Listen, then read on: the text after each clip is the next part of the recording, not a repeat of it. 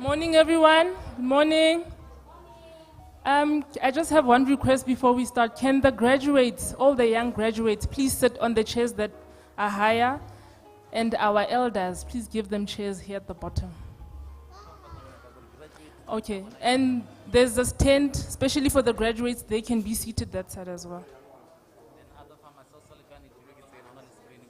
Okay. And if we have an overflow, the other tent farmers can also fill up that tent. Thank you.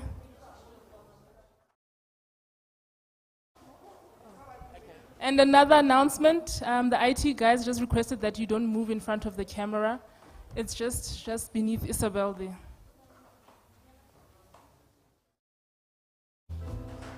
Right, diwai dumelang. Diwai le utlwile boitumelo le tlhaloseditse gore ba ba nang le ba banyane re kopa gore le palame ko godimo ko di senior citizens se tshwanang le bo mama pike ba e mo fatshe mona, then ba ba kgonang le ko godimo ko, and then re kopa gape gore di-farmers ga le bona o se o tletse mona o na le di-screen ka ko, then se se etsalang ka mona le tla se bona ntse le ka ko, then le ka yo dula ka ko gare ka ko ga o tletse ka mona. And then the graduates tsa rona tsa ka jeno re kopa gore if ile gore mo tletse ka mona di graduate, because tent ya lona ke ena di graduate na le screen lona ntho re etsang mona ke live streaming, then le tla ipona ka ko le tla bona le ka mo gare gore o etsala eng.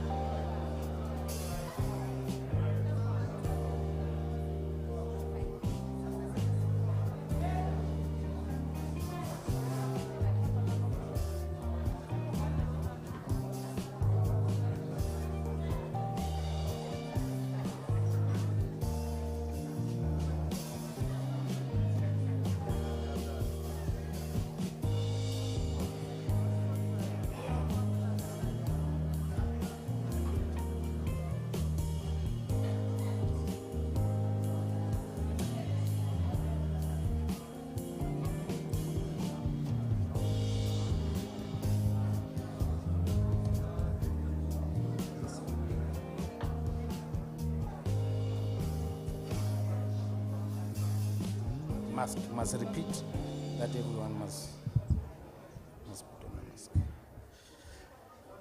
Good morning. Dumelang. Goeiemorgen. Molweni.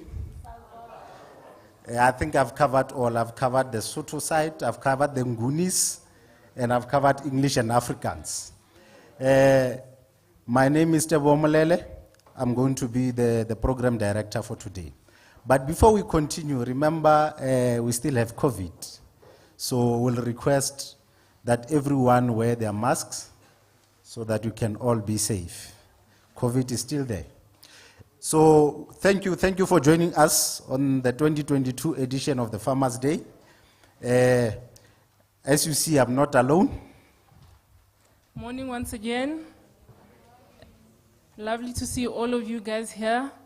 It's been a while since we had one of our annual Farmers' Day, and I can say that I'm very pleased to see each and every one of you here. As I've said that we need to wear our masks.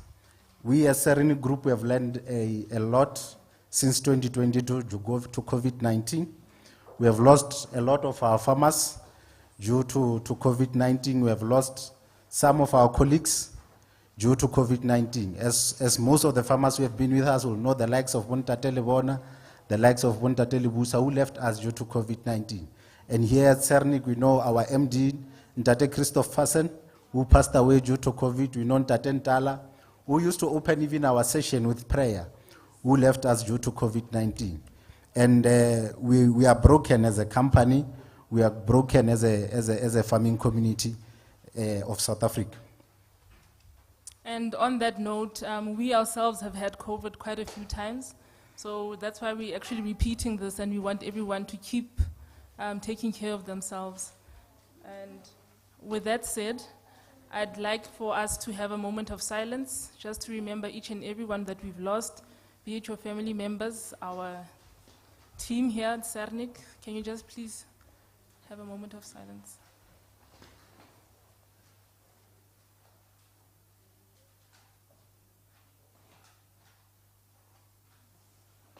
Thank you very much.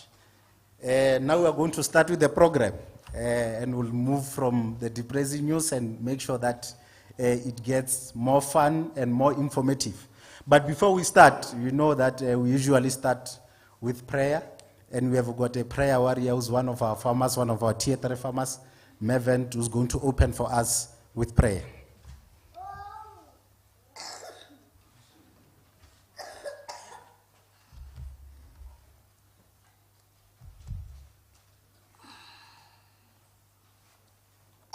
Good morning, everybody. I greet you all with the wonderful name of Jesus of Nazareth. I acknowledge the presence of Ntate Nick Serfontaine and all the protocol observed, all the VIPs. It's an honor for me to stand in front of you, to come and share the word of God with you. God is good all the time. All the time. Okay, before I go further, I'm going to be short. I'm just going to read only one verse. Before I go there, and then I would like to share something with you, farmers, because now God was so good for us, and then we said condolences to each and every one of us. It's a blessing for us to be all here, because now under this pandemic, we lost so much farmers. We lost so much of our loved ones. So God has made a living testimony for those who have made it, and then we have prayed, and God did answer our prayers. So before I go to a scripture, I know we have the people here, the pastors, everybody. So please, can you please let me share this short message with you. You are not lucky, you are blessed. Everything you have is because of God's grace and favor. Take a moment and think about the blessing in your life. Even during tough times, we have so much to be thankful for. Let's talk about our blessings more than we talk about our problems. And then our scripture reading that we are going to get today, we are only going to have the Proverbs 27, verse 1. It reads thus: Boast not thyself of tomorrow, for thou knowest not what a day may bring forth. And then after this short message, it's only to say we find ourselves, all of us standing here under the grace and mercy. It's because God did show us that he can do wonders with us. Even those who have recovered from COVID, it's a living testimony. So may God bless each and every one of us who are standing here. So the Proverbs 27, after reading this, I just want to make a short prayer and then so that I can give the people, because we know we are so many here. Let us bow our heads and close our eyes. Father, we thank you for your blessings upon our lives. Protect our country, our president, our economy. Protect each and every one of us who are here. I plead them all with the blood of Jesus upon their lives, upon their business, upon their careers. I restore their wealth, their health, their prosperity. I activate all the angels, Father Lord, to go and make the protection 24/7 on their lives.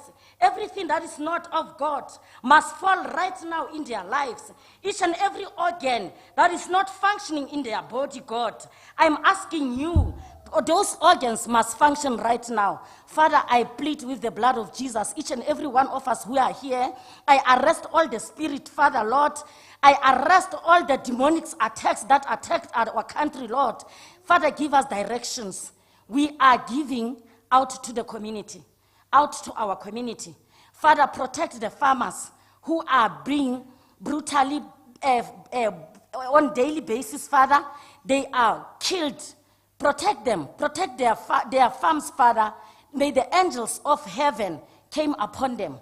Father, I greet you with the name of Jesus. I thank you, Father, with everything that you have done. Each and every one of us, when we live here, even this thing that we are going to do this year of the graduates, Father, Lord, get into their minds. May they be the future farmers, Father. We greet everybody, Father, who is here with the name of Jesus. Amen.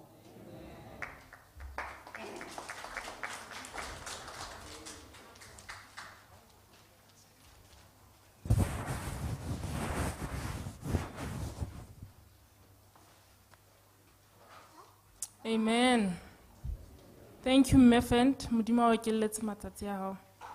Ladies and gentlemen, can you please help me welcome the visionary and the chairman of Sernick Group, Sernick Serfontein.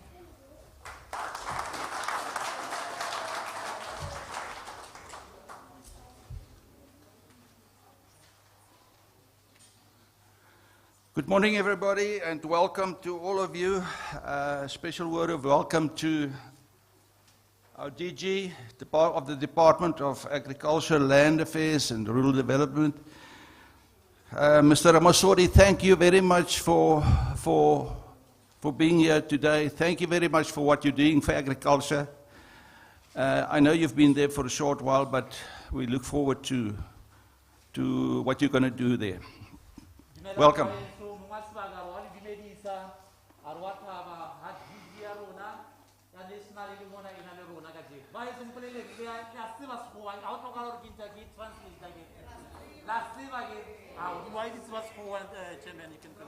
Can I continue?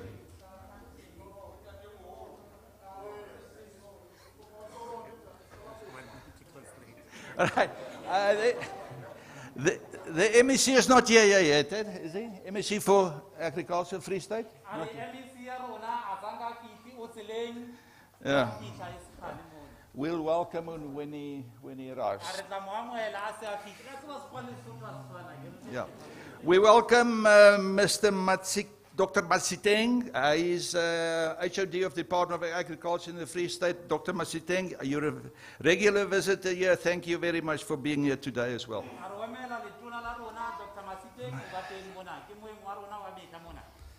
Then I want to welcome a legend in South Africa, Dr. Fafa Malan.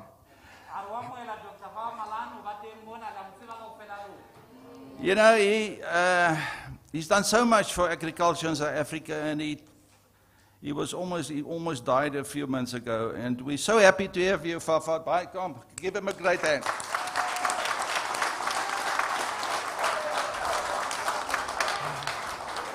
And then the other representatives of Elanco, we welcome them. We also welcome Onderstepoort, OBP, Animal Health, are they here? There they are. Welcome, Dr. Mabua and Mr. Aubrey Tlatla. There's Aubrey. There's Aubrey.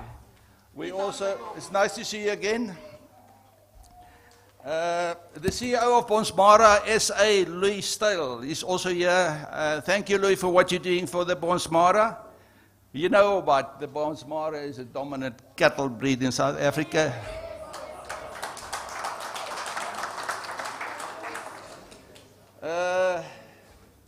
I'd also like to welcome Henk Greef. He's a newly appointed CEO of the Sernick Group. There he sits. You know, he's been here 3 weeks, and we're so grateful for him already because he drives us mad.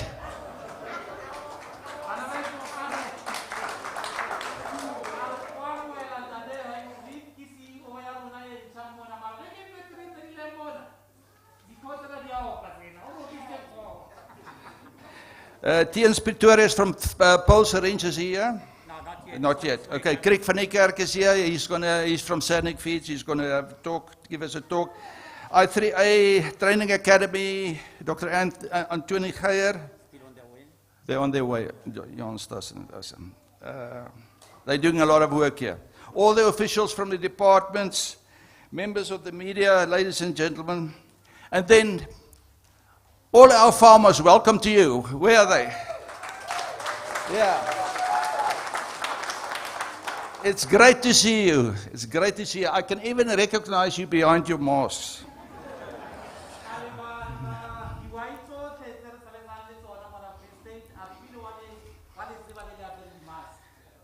And then all our graduates, our students, our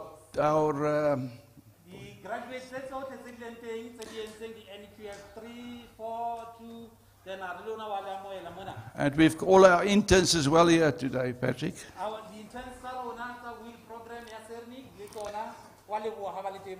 How many have we got? 9. Yeah, 10. Right, welcome to everybody. It's good to see you, and I just want to say a few words. This event, ladies and gentlemen, what I see this morning, what I see today, gives me hope. Gives me hope for South Africa. And we have to live with hope. Papa and I talked last night over a glass of wine, and we talked about creating and distributing hope in South Africa. That's what we did. Because, and I quote Brand Pretorius. Brand Pretorius said, hope sees the invisible. It feels the intangible.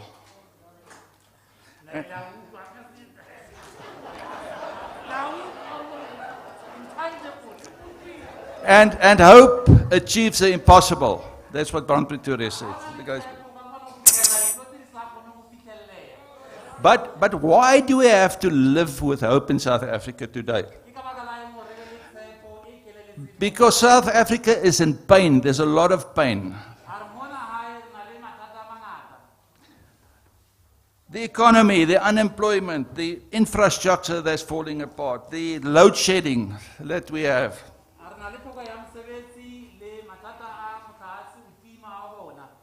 And so many other things that we have to deal with.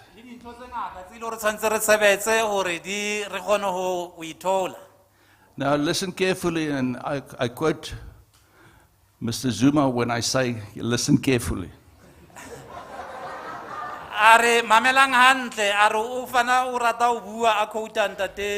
Today is the 4th day of February. It's the 4th of February, eh?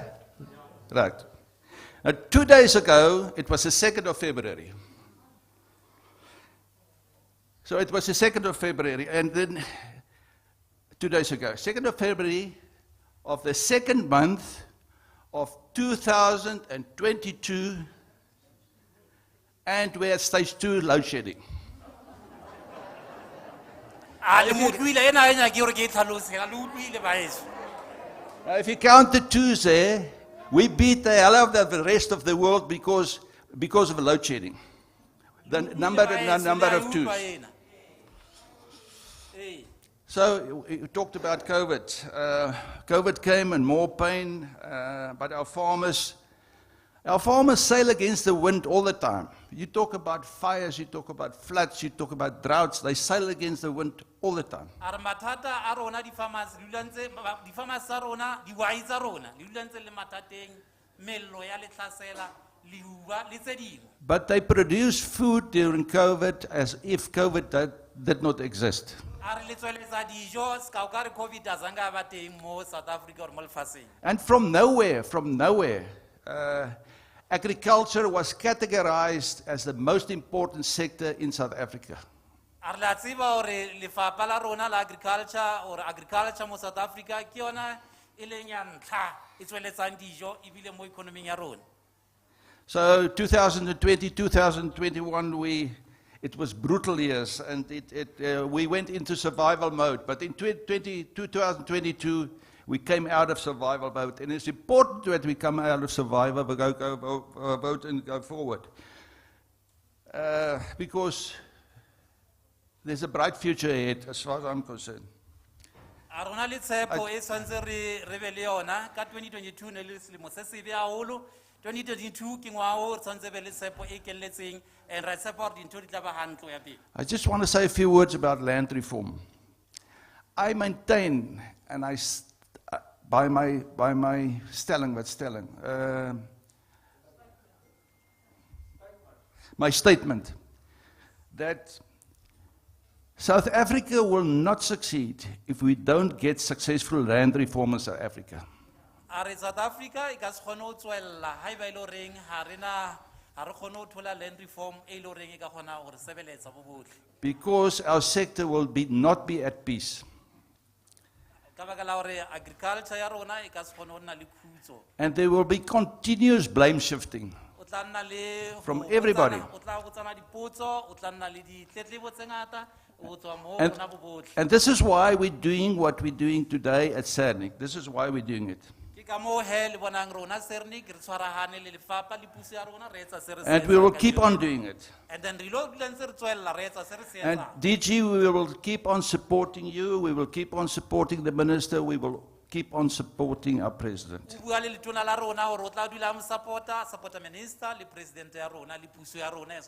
And establishing, maybe I should just say that. When I talk to commercial farmers in South Africa, I say, listen guys, you've got three choices. You've got choices in life. If you gat vol, the first choice you can leave. If you gat vol, the other choice, second choice, you can sit back and watch. But I say,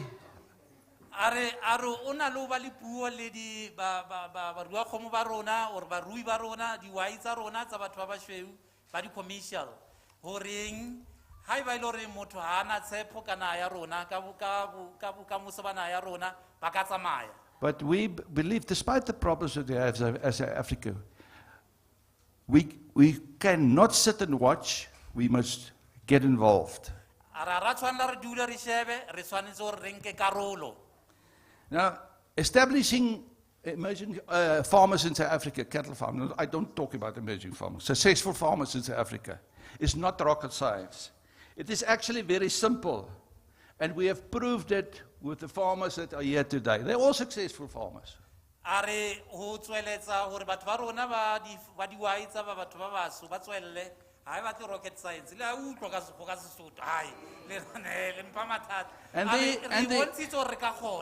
the ingredients, that what we did is very simple. Access to land,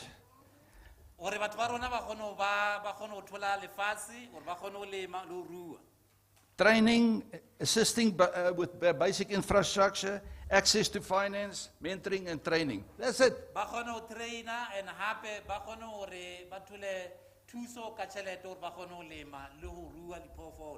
It's so simple. Really, it's so simple.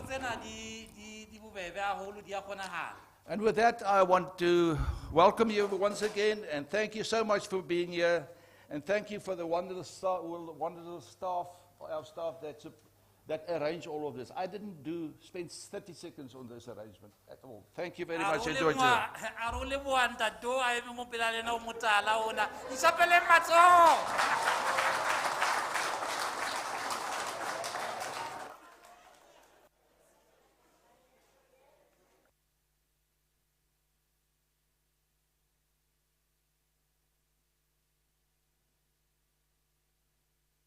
Thank you very much to the chairman of Sernick Group. Very inspiring. You can tell that he's very passionate. But me, when I'm an MC or I do anything, I don't follow protocol. I always break protocol. So before we continue, I want to do two things. First thing, I want us to recognize one farmer amongst us. Memory Atswai. Is she around? Yes, can you stand? Memory Atswai is the 2021 Sernick Female Farmer of the Year.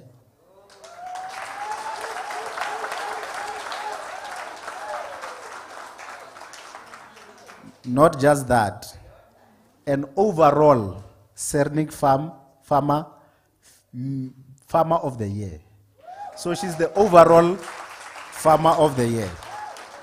And first, the story of Metswai, it's very inspiring. When we started working with her, the first time I visited her farm, she only had 20 botsmaras, and she didn't have a bull. She was borrowing a bull. There were farmers around borrowing her a bull. But today, she has got a breeding stock of just over 100.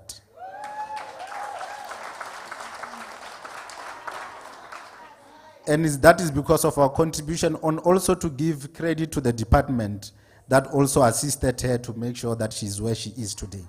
Then the last people, it's not only these three people that I'm going to recognize.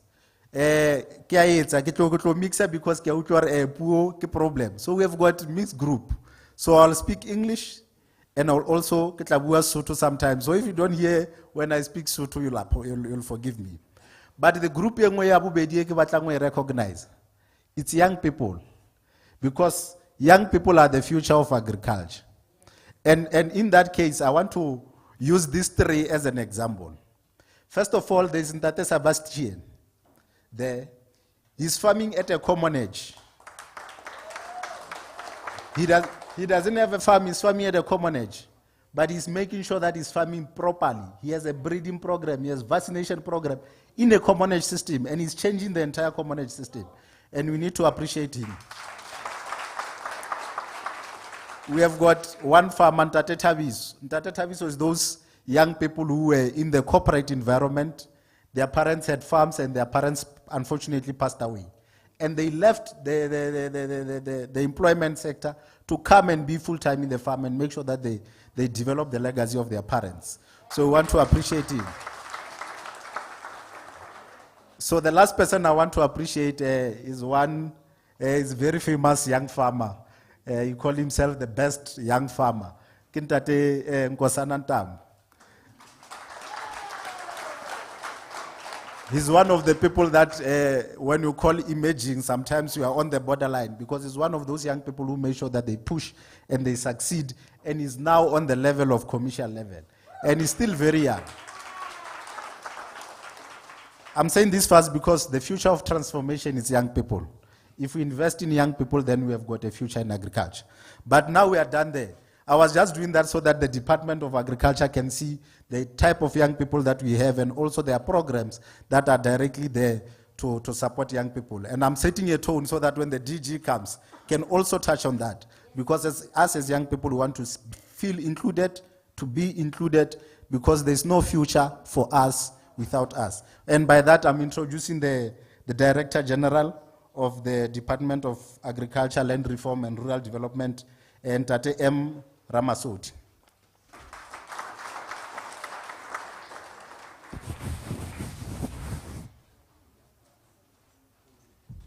Ke a leboga abuti Tebo. Ke leboge ba botlhe ba ba leng teng ka kwano. Nka tswalela ka bua ka Setswana go fitlha ka moso. Ka gore nna puo ya ko gae ga ke e tshabe ebile ga ke itlhala le ga ke e bua. Ki bua sekgowa for self-defense fela. Good morning, Ntate Nick for Serfontein, and Kref, and the entire Sernick group. The MEC in absentia, I see the translator has run away from me. I'll translate for myself. He just wanted to glorify himself before leaving. The HOD of the province, Dr. Masiteng, the representative of the OBP, the Honors the Poor Biological Products, Dr. Maboy, Dr. Fafa Malan, who was standing here and greeting you. Ahali Dumedisa, I want to share a story about him that I heard. The donalo ala umelong hore uile ICU. O spendile malatsi a fetang 70. Bare ha le go or ha bo o tlo sebetsa ho fitisa ka mokgwana le ka teng before that. And that is the commitment that we need for the sector. Ke rata le ho dumedisa dihwai tsa rona kaofela, our farmers, lona the heroes and heroines of this sector. Lona ba listenang voice hangata. Voice ya lona utlwelwa ke di-commodity groups go ba di-farmer associations. Mme fela re tseba hore le teng ka morao. Lona ba leng 40,000 ba leng di-commercial. Lona ba leng 300,000 ba leng di-smallholder. Lona ba leng 2.3 ba leng di-households tse leng ka hare ho agricultural dumedisa. Ke batla ke dumedisa hape le the graduates tsa rona. I would like to also greet our graduates for today. Ladies and gentlemen, you continue to make this country proud. It is with great pleasure to be part of this auspicious occasion, an occasion to celebrate the contribution of our farmers, the contributions that they make to the society through the production of food, the production of feed, the production of fiber, and the day-to-day sustenance of lives in our country. You represent the outcome of what we can be if empowered with knowledge and expertise in practice. Really level. I am highly inspired by your efforts and vision. You had to start this Emerging Farmers Program, which is a comprehensive intervention through which you recruit, train, provide emerging black farmers with the supply opportunities through the Sernick Group. Ralewo ha Sernick Group ka tseli di etsetsang bon farmer ba rona hore re ba hodise ebe bona ba batla re tshwarelang temo ena ya rona le thuo ya rona South Africa. Ke ntse ke leboela hore le o ba motlotlo hore lona ba ntseng le hola le ntse le kopana le ba ntwe e leng o tshwana le umbrella le be well established and well organized agricultural group. Ke seo re se thabelang re le lefapha.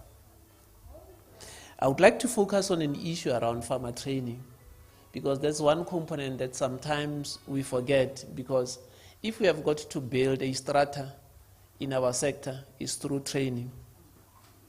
And that would ensure that we improve our output and the sustainability of production in our country. Ke yona fela ntho e tla etsang hore moruo wa rona lefatsheng lena la South Africa o be o bobebe, ka hobane di-farmer tsa rona di tla be di sebetsa ka hore di a kgona ho training. It helps them to incorporate science and technologically advanced tools into their operations, and therefore enhancing operations and increasing efficiency. How trainile hantle ha ona o senya polasing ka hore ntho tsotlhe di kgona ho sebetsa ka nako le ka motebo ba re ke eng kana ka Sesotho ke Motswana mara Sesotho ke a seleka. Through appropriate training, farmers will not only become more productive, but we'll have to learn to employ approaches or different approaches to production which will help them protect the environment and ensure sustainability. Kana o thwe sustainability a re bua ka yona ka Sekgowa ba re na le dilo tse tharo ke profitability kgotsa profit ha re bua hantle ke planet gore ha o sebetsa o le farmer tlamehile gore o tlhokomele gore dilo tso di etsang ha di gobatse mobu le karolo e leng teng haufi le wena mme bofelong bo etse sure gore le yona e thusa le batho ka gore when there are no people in terms of the 3 P's ha ona ntho e tla lokang ka jalo ha re di farmer re tlamehile gore re shebelle sustainability haholo. Ke a tseba re bua jana as farmers we come from hardships. We experienced drought from 2015-16. It was bad. And many of us would have thought that we would not come out of the farming environment as we are. The resilience of our sector is something that we pride ourselves in. Not only that, when we thought that the drought was gone, really rabana le foot and mouth disease as farmers. Ke dilo tse ileng go rona re di fapa re busy ka tsona in a public private partnership ka re a tseba gore re le fapa re ka se kgone go dira dilo tse re le le fapa fela re tlamile re tle go lona as industry stakeholders re ra re bontshaneng gore re ka sebetsa jwang. Re a tseba le gore dilo tse di etsagalang go rona mona tsa land reform ke dilo tse tsamileng re di shebe ha qala mona o qala ka gore bolela gore land reform ha re ka se ra e sheba ha ona ntho e tla lokang o tla senyega mo hae ka gore moruo wa South Africa o tlamehile o sheriwe ke batho ba leng teng mo South Africa. Thank you very much for sharing a story about land reform, because it's very important when we talk about land reform. We go to the gist of where land reform comes from. We go to the gist that without land reform, there is very little sustainability that we'll enjoy as farmers in South Africa. And it is therefore very encouraging that there are programs that I'll talk to later that touch on an issue of land reform. Ladies and gentlemen, I cannot overemphasize the importance of agricultural sector to our country. Not only do farmers provide the nation with food to eat, but they also contribute to our economy in several ways. Farmers provide jobs, they supply raw materials for manufacturing of various goods, and they keep our communities moving forward. If you take a farmer out of a community, go and see the struggle that you will see in that community. Most of South African towns, if you did not realize, are actually farming towns. And once the farming sector suffers, the towns also suffer. And it's very important as farmers, we should know that we form a very important part of the ecosystem within the South African economy and through various interventions that we are having. Ka o jwalo ke re di farmer tsa rona le bohlokwa haholo mo South Africa. Ha ke batlo re ke tloe mona le sa tsebe hore le bohlokwa haholo.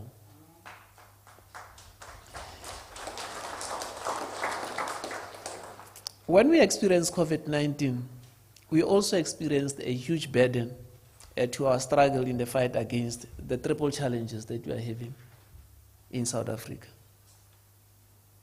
However, this sector remained resolute. The only sector in 2020 to grow by 13.1%. The only sector. In fact, when the country was experiencing negative growth, this sector grew. And let me le chapela matsoho. And therefore, if there were any indications that this is a dying sector, COVID has shown us that this is a sunrise sector. And all of you are part of this sunrise that we need to be observing. And we need to feed both local demand and export some of our products. Now, here are a few statistics that I want to leave you with. We note that in our sector we have got feedlots, and these feedlots play a very important role in the beef value chain, accounting for 80% of our annual beef production. While we have got fell production, but the finishing in terms of feedlot plays a huge role. This implies that 2 million out of the 2.7 million heads of cattle that we slaughter annually are finished through feedlots.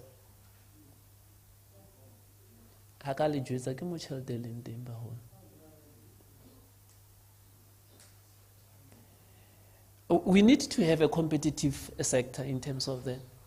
We need to have, in terms of transformation, an intervention to say how many black auctioneers are we having. We need to move and say how many black feedlotters are we having, how many black abattoirs are we having. When we move in that sequence to say that right through the continuum of our value chain, we transform, then we will make this country a great place.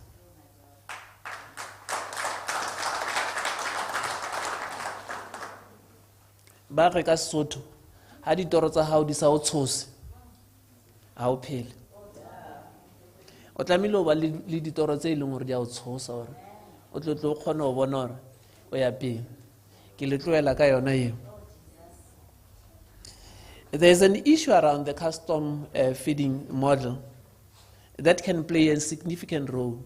And the question that we should be now engaging in is what kind of model are we now going to implement to ensure that this custom feeding model goes into this new scheme. And we are quite willing and open as the department to have this new discussion to say, now we are here, how do we move forward? In the 2022-2023 year, we expected that we will be concluding what we call the Agriculture and Agro-Processing Master Plan. Ka 2022-2023, e leng selemo se re kenang ho sona, re tshepa hore re tla fetsa Agriculture and Agro-Processing Master Plan. Master Plan ena e na le dilo tse dingata ka hare. E nngwe ya tsona ke ho shebellana le yona the livestock value chain. This master plan has got a few value chains that we are addressing. Part of that is to look at the livestock value chain with specific reference to the red meat value chain. And we think that we'll conclude that by March this year. We are also looking at various issues that are currently inhibiting or even frustrating our farmers. And these are not limited to water rights that the farmers, I know, are having problems with. The department does not recognize corruption. Corruption that is actually making our farmers, in most instances, to be frustrated and think that the department is not willing to move certain things ahead. We are also looking at what he said. It seems like he was also looking at my script as I was writing, the infrastructure that we need to have. This morning, I deliberately used a road that is not used by any other person, normally, who would be from the area. And I couldn't imagine the erosion that I saw on that road. It's a dead road. I came here through a dead road. I didn't come here using tar road because I'll have a wrong reflection of what South Africa looks like. I used a dead road to come here in order to feel what the farmers are feeling. Because at the end of the day, if we say that we are serious about rural development, these are the areas that we have got to touch base in and say, if a farmer wants to transport their livestock but cannot get to a point of delivering them in a way and manner that they would not incur so many costs, then our sector would not grow. Mafatshe a mangata lefatsheng mona ore ba ba ne le agriculture e kgolo. The first thing e ba e shebellang ke infrastructure, because infrastructure e na le ntho e ba e bitsang ka Setswana ba re ke kgogedi e kgona ho hela hore ho be le di sectors tse ding tse di tlang mo ka hore ho a kgonagala hore re fihle mo leng teng. The other issue that we have got to be open about is the issue around stock theft. You know, and through interministerial committee on land, as a department, we have started this program.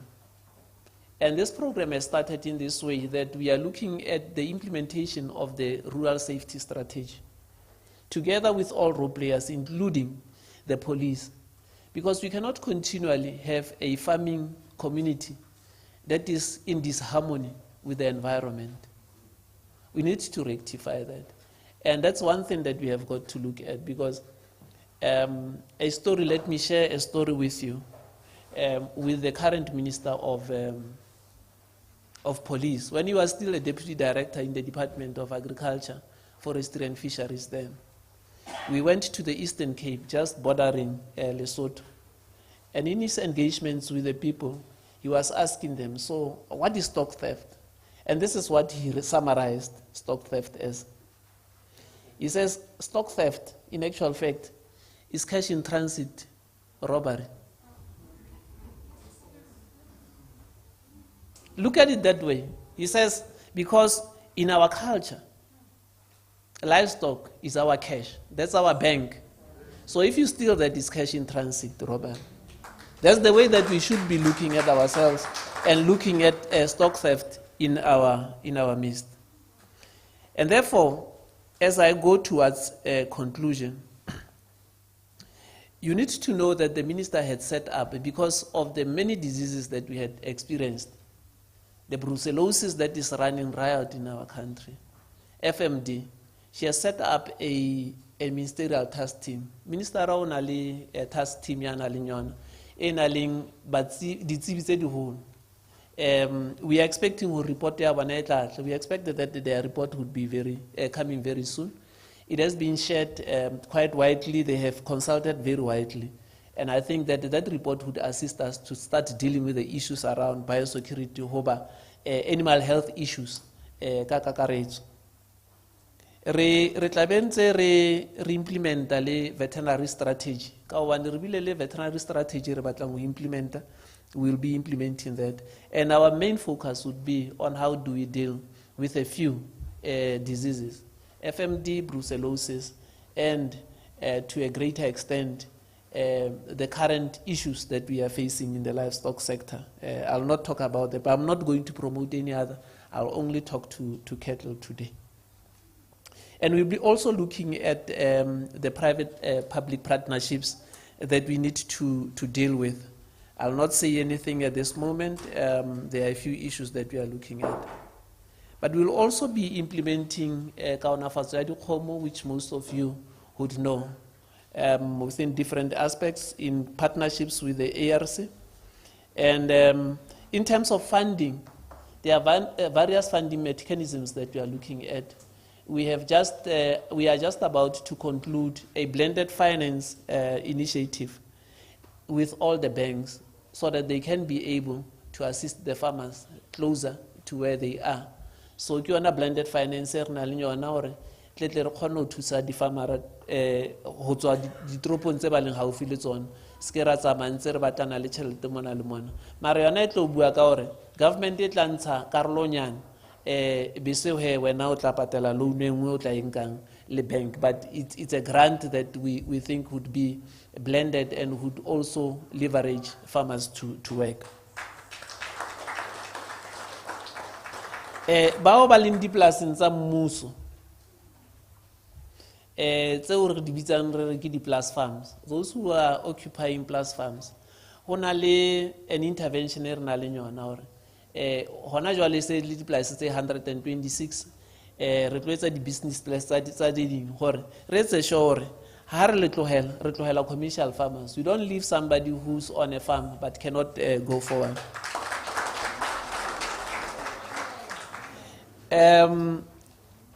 Tabeng ya land reform, we have got quite a few interventions that we have. The first one would be fast-tracking land reform in a way of budgeting and ensuring that that happens. I know I'm not going to talk about the other section today. I'm just talking government work. We also need to say, 9 million hectares since 1996. How kaya huama otlalla dikeledi? We need to go and say, what is that we need to do there? We are also happy for our commercial farmers. Yesterday when I spoke, light came on. Today it goes off. So there should be a message for me. We are also appreciative of the land donations policy, which says that those farmers who have got vast tracts of land and wish to donate to government based on the incentives are free now to do it. And we have had quite a few farmers who are already doing that, and we are also having the minds who are saying, once everything has been in place, we'll be able to make a contribution. And that will be a very huge contribution towards land reform in our country, and we would like to thank our farmers in terms of that. Part of this would also be finalized within the Agriculture and Agro-Processing Master Plan. We also have got the beneficiary selection and land allocation policy. Policy ring, harere bontate, you are excluded. Marere, offering opportunity also to our youth and women. Or lebona ebe part and parcel of that. It being beneficiary selection, it being website in your department, ibua ditaba tse monate ho bomme le batho ba eleng hore ha ba phela hantle ba ba nang disabilities, and also women. The last issue that I want to touch base on is the issue around extension services. You will recall that the President had made a call, the Minister of Finance last year in February had said that we will employ 10,000 extension officers. It's really busy, le province or regardless of the extensionist. And what we want to do is to have them with the farmers. Obane, it will be a mutual way of gaining also experience for them. We have also deployed 1,000 graduates.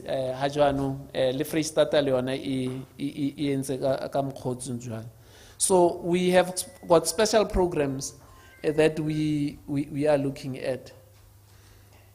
Allow me, in conclusion, to express my appreciation to the Sernick Group for making their resources available in sharpening our farmers through skills development program.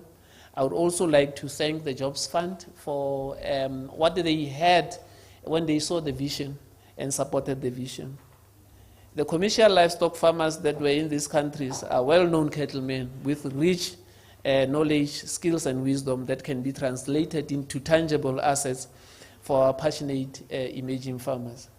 The partnership with the Sernick Group is acknowledged, and it is more focused on bringing the development under the work that we are doing with the emerging sector. To the ladies and gentlemen who are graduating today, today is all about celebration of your hard work and eagerness to get more knowledge about farming. Know that your main responsibility is one, to feed the nation, and of course, make money in the process. Work hard to reap the benefits. It is important that training and capacity building in this collaborative scheme should be transparent in all production, financial, economic records, and in order to enable the farmers to make informed choices of business model. I wish to congratulate the Sernick feedlot on their efforts towards achieving this objective. May this event bring great success for the future. Remember, as Thomas J. Watson says, to be successful, you have to have your heart in your business and your business in your heart. I thank you.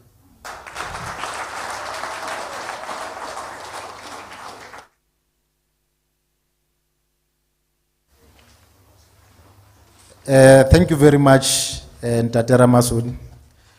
What you have indicated that you are the administrative head into the department because you kept to time I think you're just out with only 1 minute, which is commendable. I can't wait when the political head of the department comes. We might need to give him the last spot so that those who want to leave can leave, because it will be the whole day. Our former MEC, Ntate Bilwani, once showed us that now is capable of speaking for 3 hours. So we know what to expect. But as we continue, I think I must be the mouthpiece of youth now, because I spoke about 3 youth, and there was someone online who have got the powers to assist. And one of our farmer, who's a common age farmer, who doesn't necessarily get much support when it comes to NQF training, the managing director of Sernick, who's in charge of SERDEF, who's in charge of the emerging farmer site, has indicated that we are going to offer him an NQF training, as that is going to start from March. So he's going to join a group of farmers, those who have farms and stuff like that. But we are giving it to him because he's one of the promising young farmers. And we are thankful for that. Now, as we continue, and Tatera Masodi, I like the fact that you spoke of quite a bit on animal health and the issue of brucellosis. Because as we work with farmers, we realize that brucellosis, it's a problem, especially even in the Free State, and has got the potential of becoming a huge problem that we need to contain now. But I'm glad that we have got people from the animal health side today who are going to speak about that and how to contain that. But we are going to start with the legendary veterinary himself, a man who's very passionate about animal health, a man who's very passionate about sharing information, a man who's very passionate about the agricultural sector. At his old age, he will still come among us and make sure that he gives as much knowledge. So I'm going to call Dr. Fafa Malan, who's the legendary vet, and as well, the man who's going to come with him, he has got a very nice voice. I was telling him that he needs to be on radio. You'll hear, the last Farmers Day we had, farmers didn't want to leave because of his voice and his knowledge about the animal health sector. So Dr. Fafa Malan and my good friend, Ntate Willem Klein. First of all,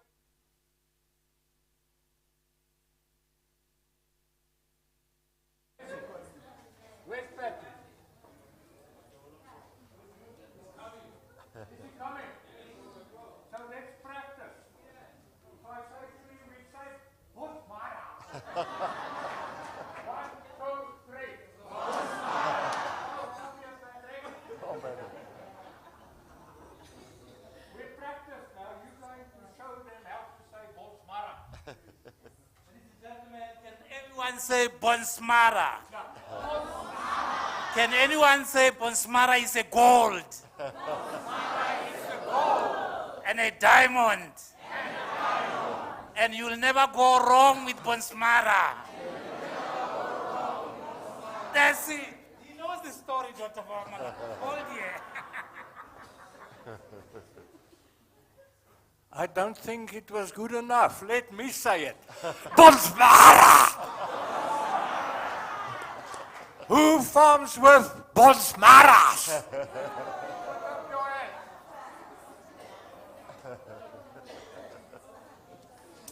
Thank you for having me here. Thank you for praying for me. I nearly died. God is great.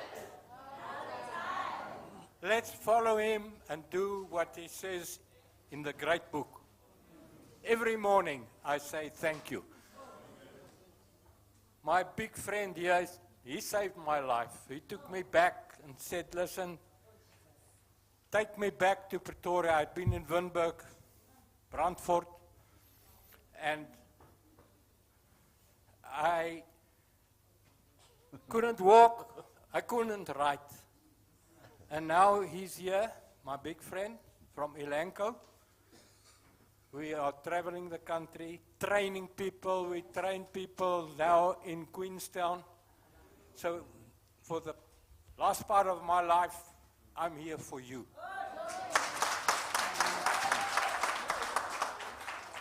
Thank you, Mufava. Thanks, Dr. Malan. Thanks, Nick. Thanks, Aaron. And thanks, Patrick. Say Kwatla Kwatla, Mr. MC. Guys, we are on a very good standing with Sernick. Next important videos that I'm going to show is actually, we did it here. We brought the guys with the cameras here to Sernick, and they were, Dr. Tapelo Makai stood just here, and we did all the practical videos that we can share. I can gladly share all of those videos with you guys. I will share it with Patrick. So it's practical videos, what you need to do. That is aging. How do you determine the age of an animal? Injection sites. Where do you inject an animal? How do you do that? Temperature. I mean, we know now with COVID, I can tell you exactly my temperature is 36.1. I mean, you take your temperature 10 times a day, and when you're sitting with your arm in front of your aircon, you might be 35, but they still let you go. You know, so it's fine. Yeah, so we did a couple of nice things here at Sernick. So Nick, thanks for that. So if you guys are ready, we can maybe start, and we'll take it one by one, and we can maybe discuss it a little bit after every video. So yeah.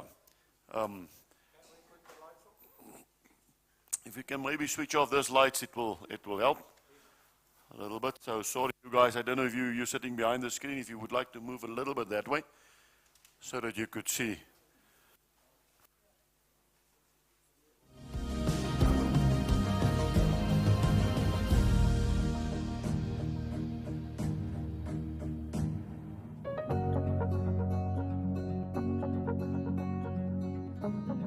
Dumela, ka jeno re batla bua ka bohlokwa ba animal identification.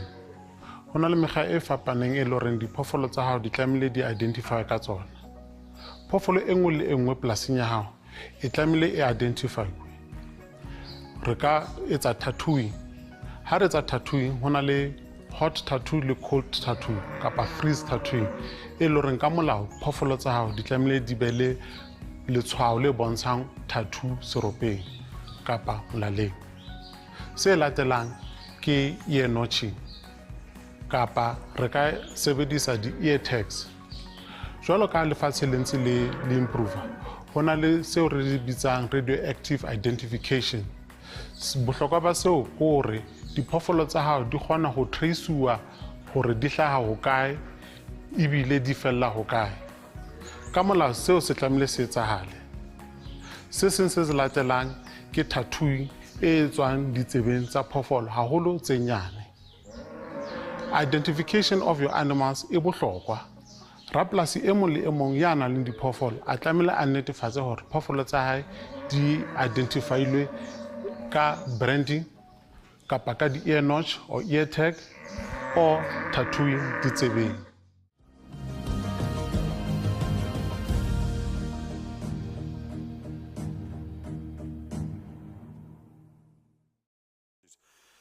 And please apply. It's actually fairly simple. I did it many years ago, and a friend of mine did it about a month ago.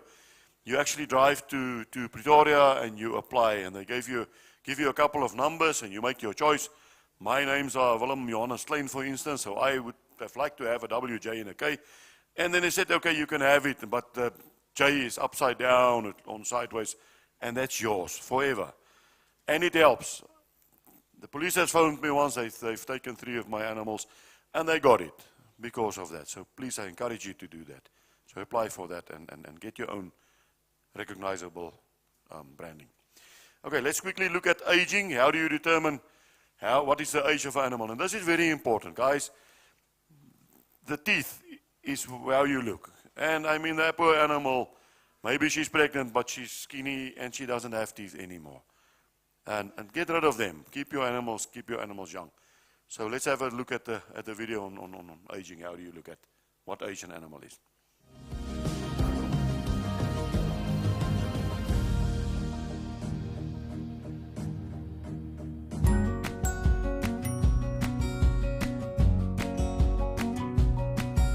Ha re ntse re le sefahlehong, re ka kgona ho lekola dilemo tsa phoofolo.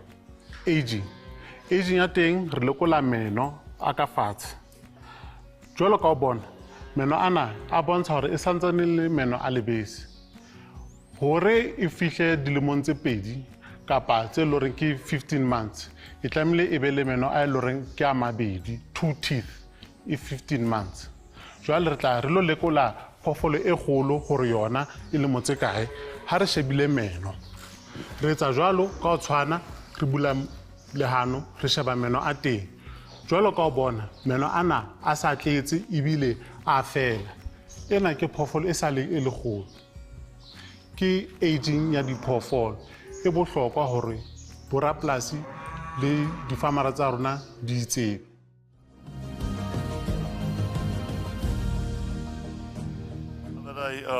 I don't know if you guys recognize the guy that is holding the sheep, Sipu Shlope. So we actually phoned Nick and we spoke to Patrick and we said, listen, we really like this guy and can we please appoint him? And it was exactly at the right time. So I must tell you, what a fantastic guy. Thank you, Nick. We had a conference last week. What an eager guy. So yeah, he was actually working here. He was sitting here holding the sheep. So Sipu is an eager guy. And that day he had to run up and down. We were shooting videos for promotion for African farming, Mzansi Wetu. I don't know if you guys ever saw that program. And he was running and he's a real stallion. He's like television. He's so comfortable in front of the camera. So I just decided, listen, I want this guy as part of Elanco. So yeah, let's quickly have a look at temperature. Guys, animal that's not feeling well, we must know how to measure his temperature. That thermometer will tell us if he's healthy, if there's something wrong. As I said now, with COVID, we're quite used to now stand still and take your temperature. So, thanks.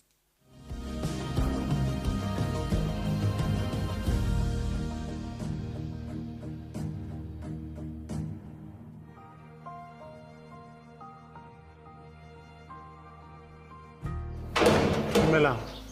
Re bula ka bohlokwa ba ho nka temperature diphoofolong tsa hao.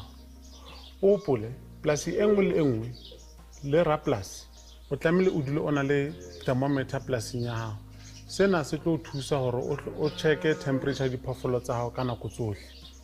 Bohlokwa ba ho checka temperature ya hao o temperature diphoofolo tsa hao ke hore haeba di na le bolwetse o ka kgona ho di hlabela pele ho ngaka diphoofolo e tla e tlo thusa.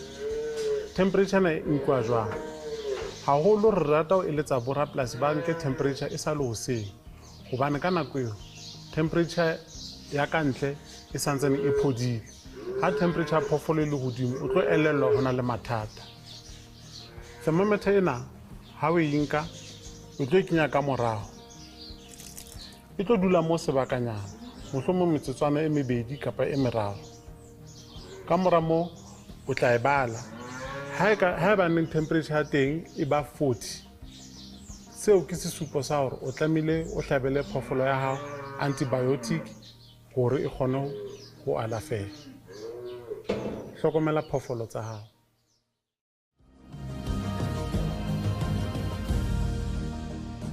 What he's talking about there is high-tech. Okay, just remember that. Guys, let's take a look at sterilization of equipment. It's very important that we sterilize our equipment. How many of you has used one needle on all your animals when you start to work? It has happened.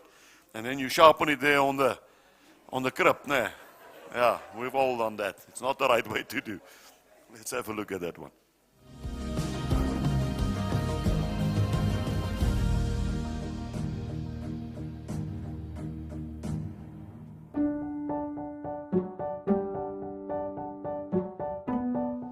Hopolang, ho bohlokwa hore disebediswa tsa hao or the equipment that you're using is sterile.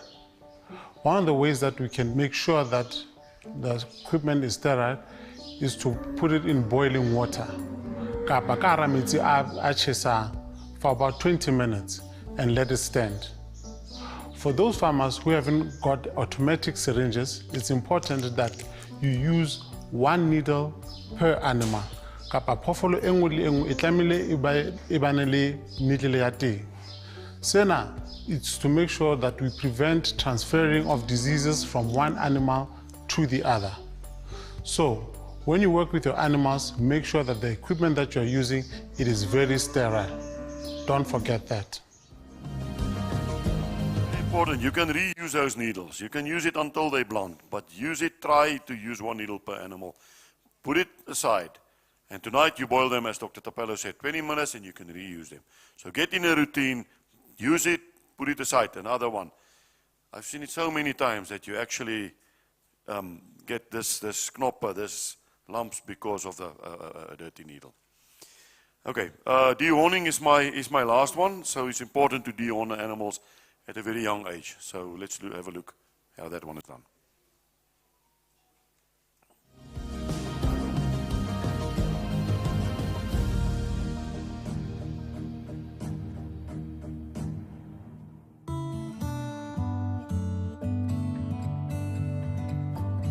Good day, everybody. Today, I'm going to talk about dehorning. Firstly, what we do when we are doing dehorning, we firstly draft the big cows from the calves in the kraal, and then we put the calves in a race, and then we must not overcrowd them, and then we put the one that we want to start with. We block it, the first one with a pole on the back, and then we hold it with a neck clamp, and then we use a nose tongue, and we use a cutter. The reason why we do the dehorning, we want to make sure that if ever it happened, the cows fight, there is no bruises in the cows, because we don't want to sell the carcass with bruises, because that will cause the farmer to lose money with that thing.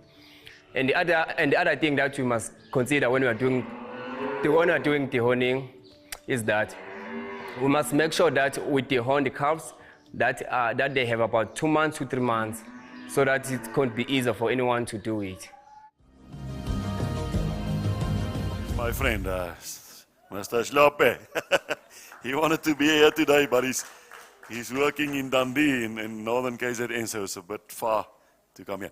Guys, before I hand over to Doc Fafa, he's going to quickly talk about the blood smear. You might not know, Elanco used to be Bayer Animal Health, so a couple of products of ours is obviously the well-known Deadline, Drastic Deadline, you know, that blue drum that you put on the back of animals. That's now lately part of Elanco, not Bayer anymore. And then Lintex, the Baby Boost range, so just to mention a couple. But thanks a million, Patrick. Umnik, thanks for the privilege, Dr. Fafa.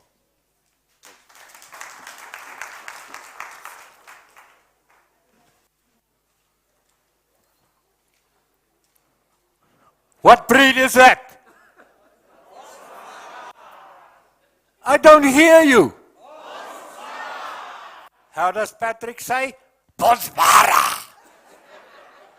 Okay. In what business are you? What business are you? Farming. You in it much more. We all are in food security. If somebody asks you, what are you doing? You are there for the food for the nation. If you've got 2 animals, 3 animals, or 1,000 animals, or what, you are in food security. And what do people want to eat? Safe food. That's the second thing. And the third thing, you want to make money. If you don't make money, forget about it. That must be your aim. First of all, I'm saving the nation. I'm producing safe food, and you are making money. Let's remember that. But that can also happen to you. Who can tell me what happened there? There's now in Northwest, I think 74 animals that died. Lightning. So we must be prepared for anything that may happen to you. What's that? Gifblaar. That was on a farm. There are other plants as well. So what's my message to you? Know what is growing on your farm. Ask people, our young people, we don't know so much about all the plants and things. Our older people, please teach your children and tell them about Gousiekte and Lantana. And I'm going to talk about the other plants just at the end quickly. Inkberry, Inkbessie. It's spreading throughout the country. So I've asked that question. 1 death on a farm is a disaster for you. Just one.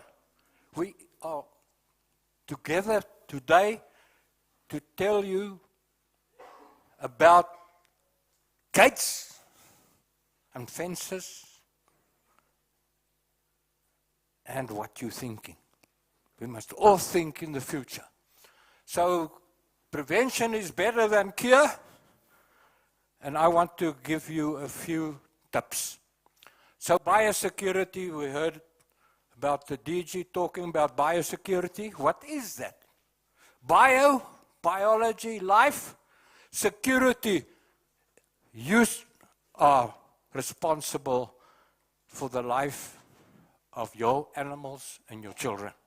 Okay, so who's responsible for our country, the borders? It's our animal health department, but each farm, you work with the state, but it's your responsibility. And where does it start? What's that green ring around those animals? It's your fence. How often do you go and inspect your fence? And what's the hole in the fence? It's your gate. Do you allow anybody to go in there? I'm going to show you a few pictures here from Sernick. And I hope when you go back, go and see all the placards and what is written there at the entrance. So it's about a gate, it's about a lock. And all these things, I've written this down for myself. Animals bought at auctions. You bring it in, how? With a vehicle. We all came in by motor cars. You've got a bakkie, it could even be a bicycle. How do the people look that come and visit you? Where did they come from? Where did the veterinarian come from? Ask him or her. Look at the shoes. Ask him, I want to see your shoes. We must look after our own animals, your children. I'm going to show you cryptosporidiosis. It's in the water. It's all over. It's killing our animals. Everything. Think. Your environment, the rivers, it's polluted. What is the Vaal River looking like? Where are we throwing our things out of the window? We've got power stations. What's come out of those big towers? It's sulfur. Sour rain. So we've got to do things. I haven't got time. Gate control, disinfection, protective clothing, insects. They fly over the fences. I saw a lot of mosquitoes last night. I'm going to show you a few photos. And then other people who come on your farm, the owner, the workers, the veterinarians, nutritionists, representatives, drivers. What do the pig farmers do? The chicken farmers. They shower in and out. And the boss, here are the bosses. They should be the forerunners and show the people, I'm showering in and out. Abattoirs, where does a lorry come from on your farm? So a closed herd, we've got to move towards that we take control of our own property. And it's difficult if you've got communal farming, but we've got to train our people that this communal area is our area. We are going to look after our own area. Take responsibility. There are some fences. Now what about that one fence there at the railway line? It had a fence. So where do these animals go to? Where do they pick up trichomoniasis? Where do they pick up other diseases? We must have people going around looking at our fences. Sernick. It is for all of us a model to look at. Please just don't drive through it today. Look at it. Just start somewhere. It needn't be like that. Just put a gate there, lock the gate, fix the fences. Sernick, biosecurity, go and read. Go and read. Now people say, no, but you know, just the idea that there's a footpath. Just the idea, maybe a vehicle, even if there's only water in there, your disinfectant is, we didn't top it up. But it will just let me think, listen, these people mean serious business. Get serious, people. Change your mind. Start somewhere. Auction pen. We're all here. Do you know what you buy? Do you ask Nick and his people, what have these animals been tested for? It's your money. You've got the right to ask. We've got APAC rules and things like that. I'm not going into detail. We're trying to stop foot and mouth disease because it's really not a big disease. It's a political disease. They don't want anything coming from. They would even say, we don't want your maize, we don't want your fruit because there's foot and mouth. Let's start with ourselves. You can have foot and mouth anywhere in South Africa because we don't have policing. You can drive from Limpopo to Cape Town with a foot and mouth animal. I'm telling you. Though that lorry, where did it come from? That driver, where does he walk? Those animals, where do they come? It's your brains. Foresight. Start thinking. It's too late to think after a thing. We say, yeah, now it has happened because of this and this. We must prevent the disease before it happens. You know, look behind you as well. I knew a farmer that I worked for years. He just had a feeling that something is wrong. Somebody has left maybe some toxic material or something. He would spot it. Get that feeling.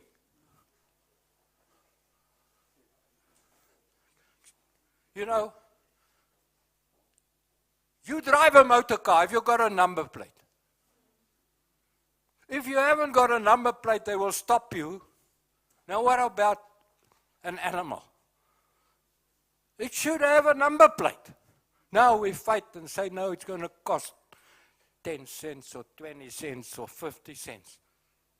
There's the livestock identification and traceability system. We're fighting for that. Namibia, our neighbors have got this. Why haven't we got such a system? The police will immediately know that animal hasn't got a number plate. Where's the owner? And the technology is there, the databases. I rest my case. We're busy with it. And I think with our DG there, I'm proud you, my DG. I would like to support you in everything. Because he has a heart for you. He's working for you. The civil service, the state, is there to work for us. We pay our taxes. But we've got to support them. They are our friends. Nice bull, huh? Brahman! Brahman! You know they all killed those two. Why? They had brucellosis. They were slaughtered because they had... I don't want to put a picture up here with a Ponsmara. Why? Because we test. Every animal in this farm is tested. Make sure that you buy animals that have been tested for brucellosis. Don't drink milk unpasteurized, because you can get, my friend is going to talk about brucellosis, foot and mouth disease. Do you know how it looks like? Do you know where the animals come from? I couldn't attend your meeting, but you're looking at foot and mouth disease vaccine. We've got to produce it in our country, our own. Be careful. Toilets. What can we distribute? Measles, né? Be careful. Teach the people hygiene. That's a tapeworm. If you want to lose weight, get a tapeworm. It's 15 meters long. It will help you eat the chocolates and everything that you eat too much. But those things can go to your brain, eh? So be careful. Venereal diseases. Trichomoniasis, vibriosis. I'm busy with the new maps. This is what's happening at the moment. Just look at the Free State. It's fraught. We know about all the venereal diseases people get. Bulls get trichomoniasis. What happens? 90% calving rate dropping down to 40%. Just by buying in one bull. Just one bull jumping over the fence from the neighbors. So it doesn't really is a good thing that you only test. It's a herd disease. If you've got one animal, your whole herd is infected. Your neighbors are infected. Get together. And then you have a beer and you care together. Get rid of that disease.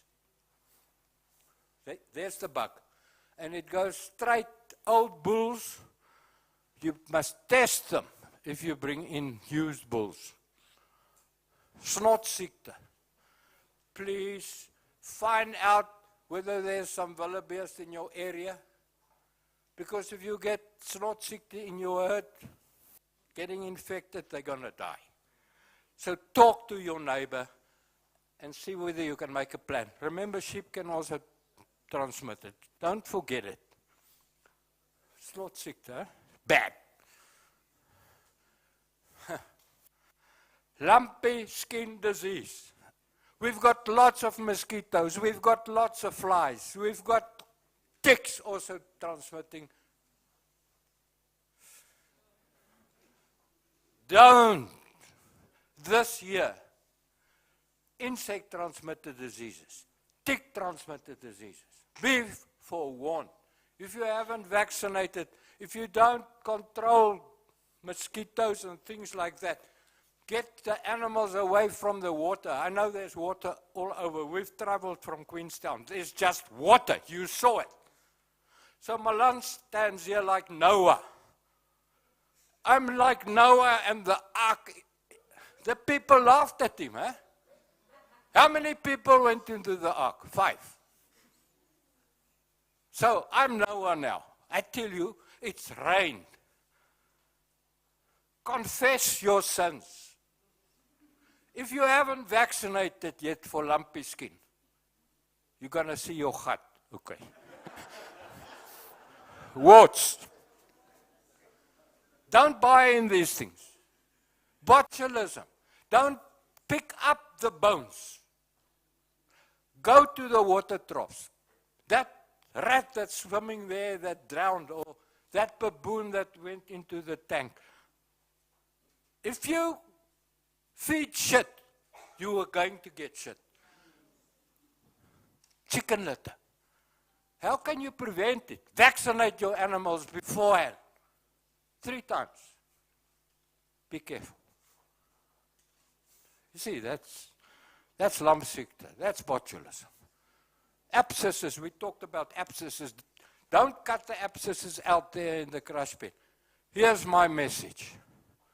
2010, who had been around farming? 2010. I've been in Vrede. I've gone through 3 outbreaks of Rift Valley fever, slengdalkoors. It's transmitted by mosquitoes. Who's seen a mosquito? Who's seen a mosquito? Put up your hands.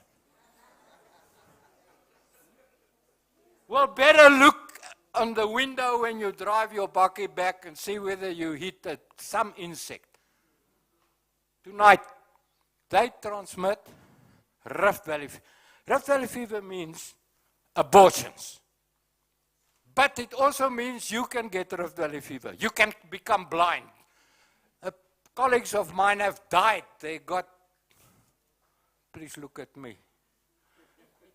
A colleague of mine died of Rift Valley fever in Craddock. Some people died in Colesberg. You see? That was the outbreak in 2010. We forget. If you shoot animals or springbuck or something, what do? They put blood on your face and you must eat raw liver. Don't do it for now. Everything that's yellow, they become yellow. So they abort, and cattle can get it, but especially in sheep and springbuck and all those things. You get blood all over. Rabies. Be careful. We have outbreaks throughout the country. I can tell you what's happening around us now. If you see a meerkat or even a dog along the road that's walking there, don't pick it up. Cattle, they get some saliva from the mouth and it looks like a stone in there. Don't put your hand in there. And they move and please, rabies. Actually, all of us that work with cattle and animals should get rabies. In my days, we had 19 vaccinations. 19 every day around your navel. Now it's only 3. You're lucky. Hot water, why do I show this? Because we've got kudus, jumping fences, we've got warthogs. There are some bushy areas we're going to get our temperatures rising, we might get, but you selling animals into hot water areas. Be careful. These ticks, né? Bond ticks. There you see, het julle bietjie vlakvarke hierom. Watch them. They're transmitting. Kudus transmit. This is the deadly disease that's spreading in the water, cryptosporidiosis. Be careful. And unfortunately, and I'm saying it straight, it's terrible. In many small towns, shit is going down the streets. And I am saying to you, this disease, cryptosporidiosis, it's a zoonosis. Be careful where you walk and going to your calves and your lambs. We're having deaths. Look, all over the country. Just to show you. It's calves as well. You can phone farmers. Ticks, blue ticks, Asiatic red water, it was in Madagascar. We didn't close the gates from our country. We imported the ticks. And they're resistant as well. And they are spreading throughout. I'm finished now. Okay. Anaplasmosis. Stop it, eh? And here's my friend from Honest to Port. We need anaplasmosis, please, vaccines. And the last slide. This. You see that plant? It's spreading along the rivers. It kills. Watch out. You see how it looks like? It's spreading, the birds are spreading. Inkbessie. It's deadly. So what is the breed that survives everything? 1, 2, 3. Bonsmara. Thank you for having me.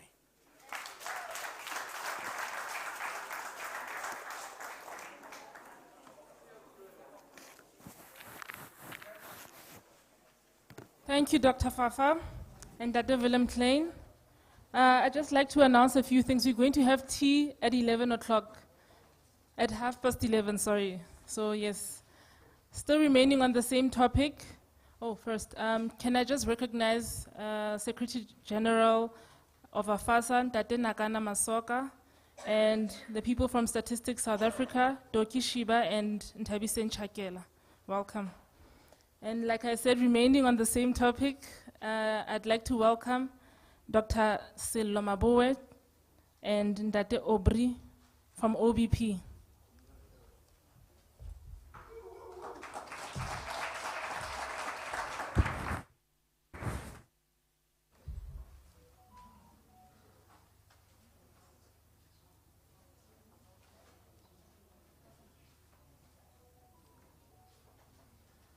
Good morning, everyone. Ke a le dumedisa dihwai kaofela. Ke tsamaya le ntate Dladla ho tswa ko Honest Pork Biological Products. Ba bangata ba lona ba re bone le mo nakong e fetileng ha ntse re kopana re bua ka mafu. What a legend. When you have to speak after Dr. Malan, I have to always remember that in 1968 he qualified, and then he had Christmas, and he did it 8 times, and then I was born. So I don't want to talk about the size of the shoes there.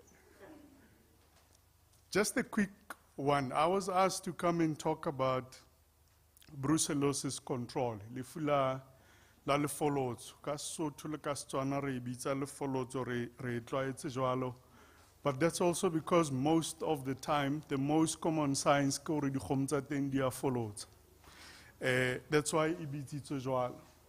But when it comes to what we call a classical action plan for diseases generally, re so bue le ka brucellosis e le one, re batla o simolla ka bohlokwa ba surveillance. Ha o ruile kgomo e ba le tjheseho ya o batla o tseba hore ho etsahalang mohlapeng wa hao. Ke yena re bitsang hore ke surveillance. And ha ke tlo bua ka brucellosis today, fortunately, it's legislated as one of the controlled diseases in South Africa, meaning hore mmuso o tla tla o testela dikgomo tsa hao mahala. O ska tshaba o ba bitsa ba tlo o testela dikgomo. So we look around for it, we do the surveillance.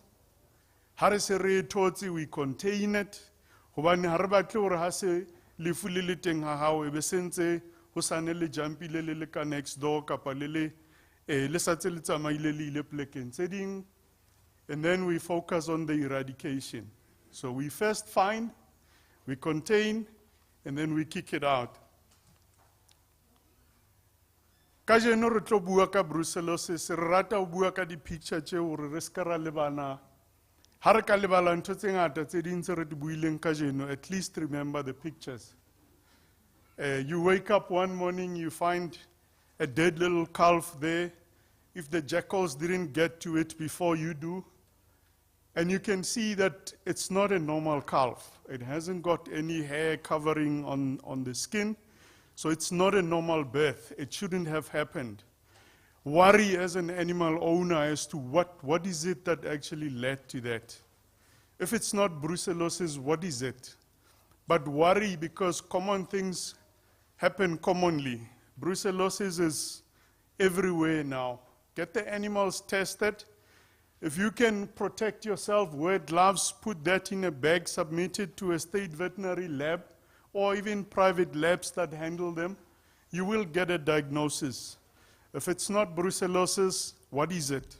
Not all abortions will be related to diseases, but it's not safe to make those assumptions right now when you're a farmer. And on the other picture there's actually an afterbirth. If you look at the season right now, it's all nice and green. That afterbirth can contain in an infected animal 100 million infective doses. So if you can actually take just from that and you want to go into bioterrorism, you can shut a country down, the livestock industry.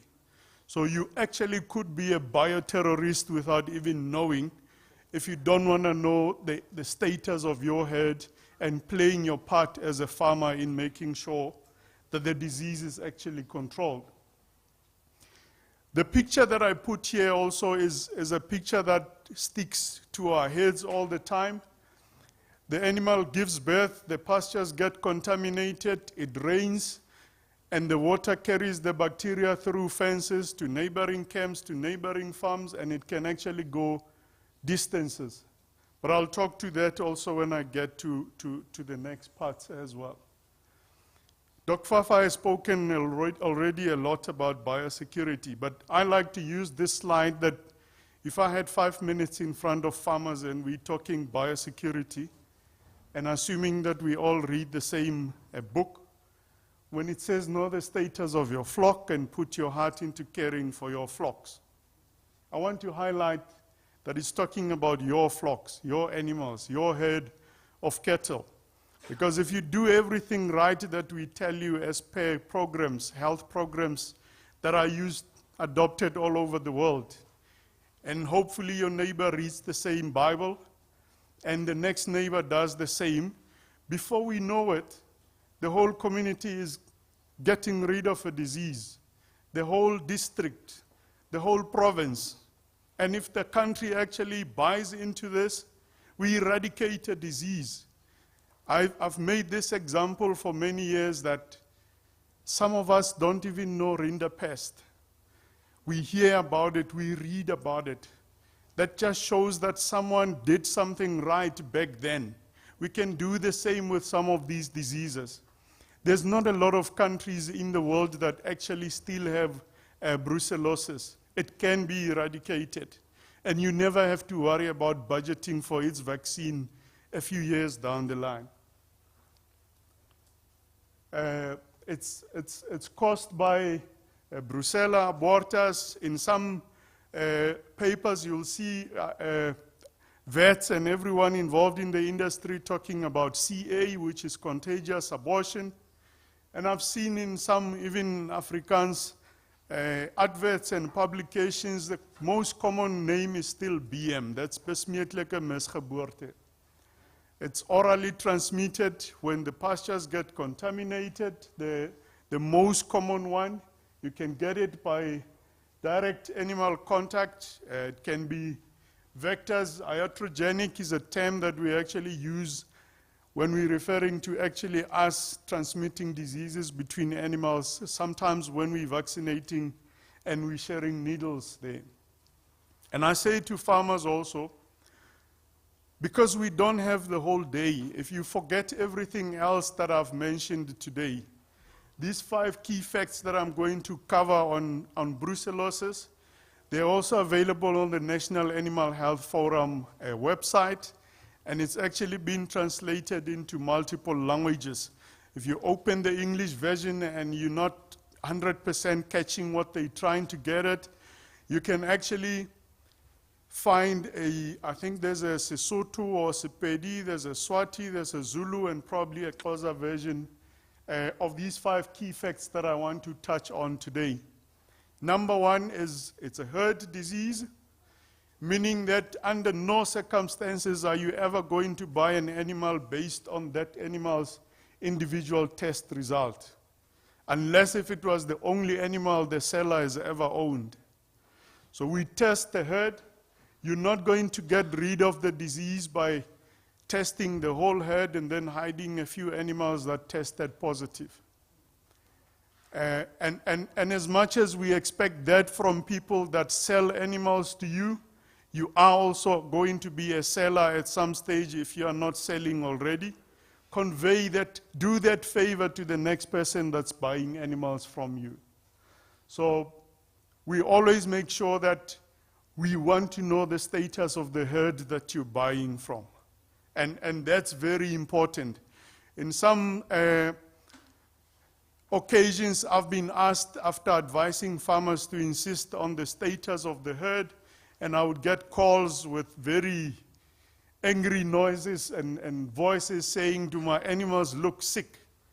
Believe you me, as I stand here in front of you, they are never going to look sick when it comes to brucellosis. Some of them are actually going to be the most beautiful animals that you've ever come across. They're not carrying many pregnancies to term, so they benefit from all their nutrition. They don't have to feed for a growing calf. So quite often they actually look quite nice and beautiful, that you'll even ask yourself why the owner is letting go of such beautiful animals. It affects your pocket directly and indirectly. When the animals die, it hits you directly. When they are bought, it hits you directly. But there's also other costs that actually go with it. Your calving intervals are going to increase. If you're in a cow-calf operation, your main source of income is those weaner calves that you're going to be selling. You're not going to be getting a lot of weaner calves if you're actually sitting on infected animals and you're hoping that next year will be better. The tricky part about the diseases, some of the animals have a tendency to abort only once, And this means that sometimes your animal might abort only this year, the following year gives birth to either a weak calf or even a normal-looking, healthy calf. And you might get tempted to think that the animal has actually been cured or recovered. They don't recover. There's no cure for brucellosis. We cure them with a knife in the abattoir. I'm not going to speak a lot about the milk production losses there as beef farmers, but you also need that milk to raise calves, I suppose. You can buy into a disaster, so insist on proof every time you buy animals. You know, the worst one that can ever happen is if you go actually and borrow money and buy that disaster and bring it to your farm. Or you tap into your bank overdraft and go buy problems. And the example that I actually like to give to farmers when I speak to them, when we look at diseases like Rift Valley fever, when the first outbreaks were reported in the country in the early 50s, when I look at the map, it was actually quite a small area. Then we fast forwarded to the mid-70s, 74, 75, the map grew actually bigger. And today when we get disease outbreaks, they're all over the place overnight. Because even if we talk about diseases that are transmitted by mosquitoes and flies, how far can a mosquito fly? How far can this fly, how far can it actually go? But nowadays, if I had a loose tow bar, I would probably have put it here for you guys to remember all the time. Because we have tow bars, we move animals all over the place. You know, long time ago, we used to herd cattle on foot. And you could only go this far with animals that you're herding on foot. Now we even have lights on vehicles, meaning we even transport them overnight. You can have a disease here today and you have it in another province 48 hours later, or even 24 hours later. So we are sometimes actually our own worst enemies when it comes to animal movement. And I hope some of the disease outbreaks are actually firing warning shots as to what could actually potentially go wrong. I want to use the FMD example, the foot and mouth that we're dealing with recently. I still remember vividly that the outbreak happened in KZN, and the guy that bought from Botswana animals in Zirast couldn't even transport animals into Botswana, 45 kilometers down the road from the border. And because our trade partners know and understand that animals move, and I suppose if they had problems on their side, we would equally respond in a similar manner as well. Humans can get sick. This is actually very important. I'm going to spend a little bit more time on it. So you get fever, flu-like symptoms. If you actually go to a doctor today and explain those symptoms to the doctor, they're probably going to diagnose you with COVID and quarantine you and give you all sorts of funny nose swabs that go up to your brain. You need to understand as a farmer, if you start suffering these kind of symptoms, and you go to a doctor, don't neglect, don't forget to tell him that you're a farmer. Unless you rock up there covered in dung, they can hopefully figure it out. But tell the doctor that you're a farmer so that they actually add it to the list of possible diagnoses. If you're fortunate and they catch it early enough, or if you've been exposed and they give you the prophylaxis early enough, you can still actually escape it. But once the infection sets in, you're going to live with it all your life. And it's not a nice disease to live with as a human being. Okay, Doc Fafa has actually mentioned the drinking of fresh milk. I hope not a lot of us still do that anymore. When I was growing up, there was nothing as cool as standing next to Grandpa, and he would just turn the animal's teeth in my direction, and I would stand there with my mouth open. And I'm sure my grandfather, if he understood that he could potentially sterilize me with that stunt, he would never have done it. When we talk about slaughtering infected animals at home, these are not the animals that you're going to sell to your neighbor for a wedding event or a funeral, because that's where you can potentially infect more people that are going to handle that animal. Fortunately, these animals, if you let them under a Red Cross permit, they will actually allow you to take them to a designated abattoir. You should still be able to get some money, some form of compensation out of it. You can use that money, top it up, and buy cleaner replacement animals. It can cause infertility in both men and women. Today we've been talking about making farming fashionable for youth.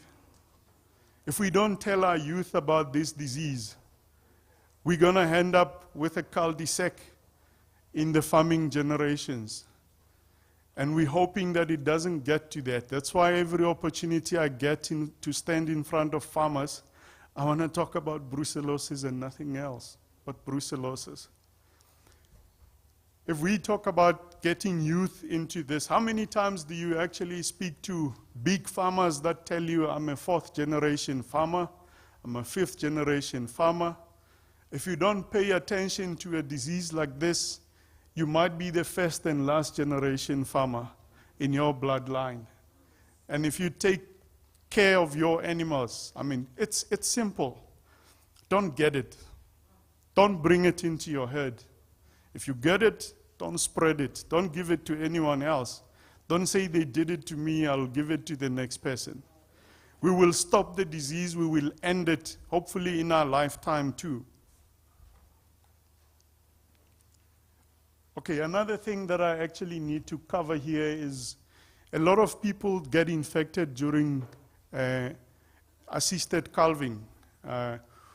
When you own animals, you wake up one morning and you realize there's an animal that's struggling to give birth. And a lot of it is actually straightforward manual work. Or you don't even have access to a vet. You're going to go in and do it yourself. At least COVID has actually taught us, or at least lifted the bar on the importance of protecting ourselves. We wear masks, but the masks that we're wearing today are not going to actually protect you from brucellosis if the animal is actually infected. So rather take it a step further and get that transparent visor that can cover your eyes as well. If you get those fluids into your eyes, you will absorb them through your eyes actually very swiftly if the animal is infected. So please protect yourself if you ever have to pull a calf during assisted calving there. And farmers are actually the first line of fire. Farmers and other animal health professionals that will get involved there. So if anybody is likely to get infected, it's going to be you and I. So we need to pay careful attention to that all the time.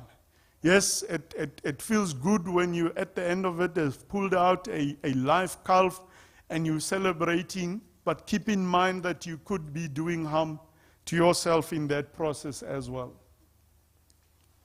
I'm going to move on a little bit.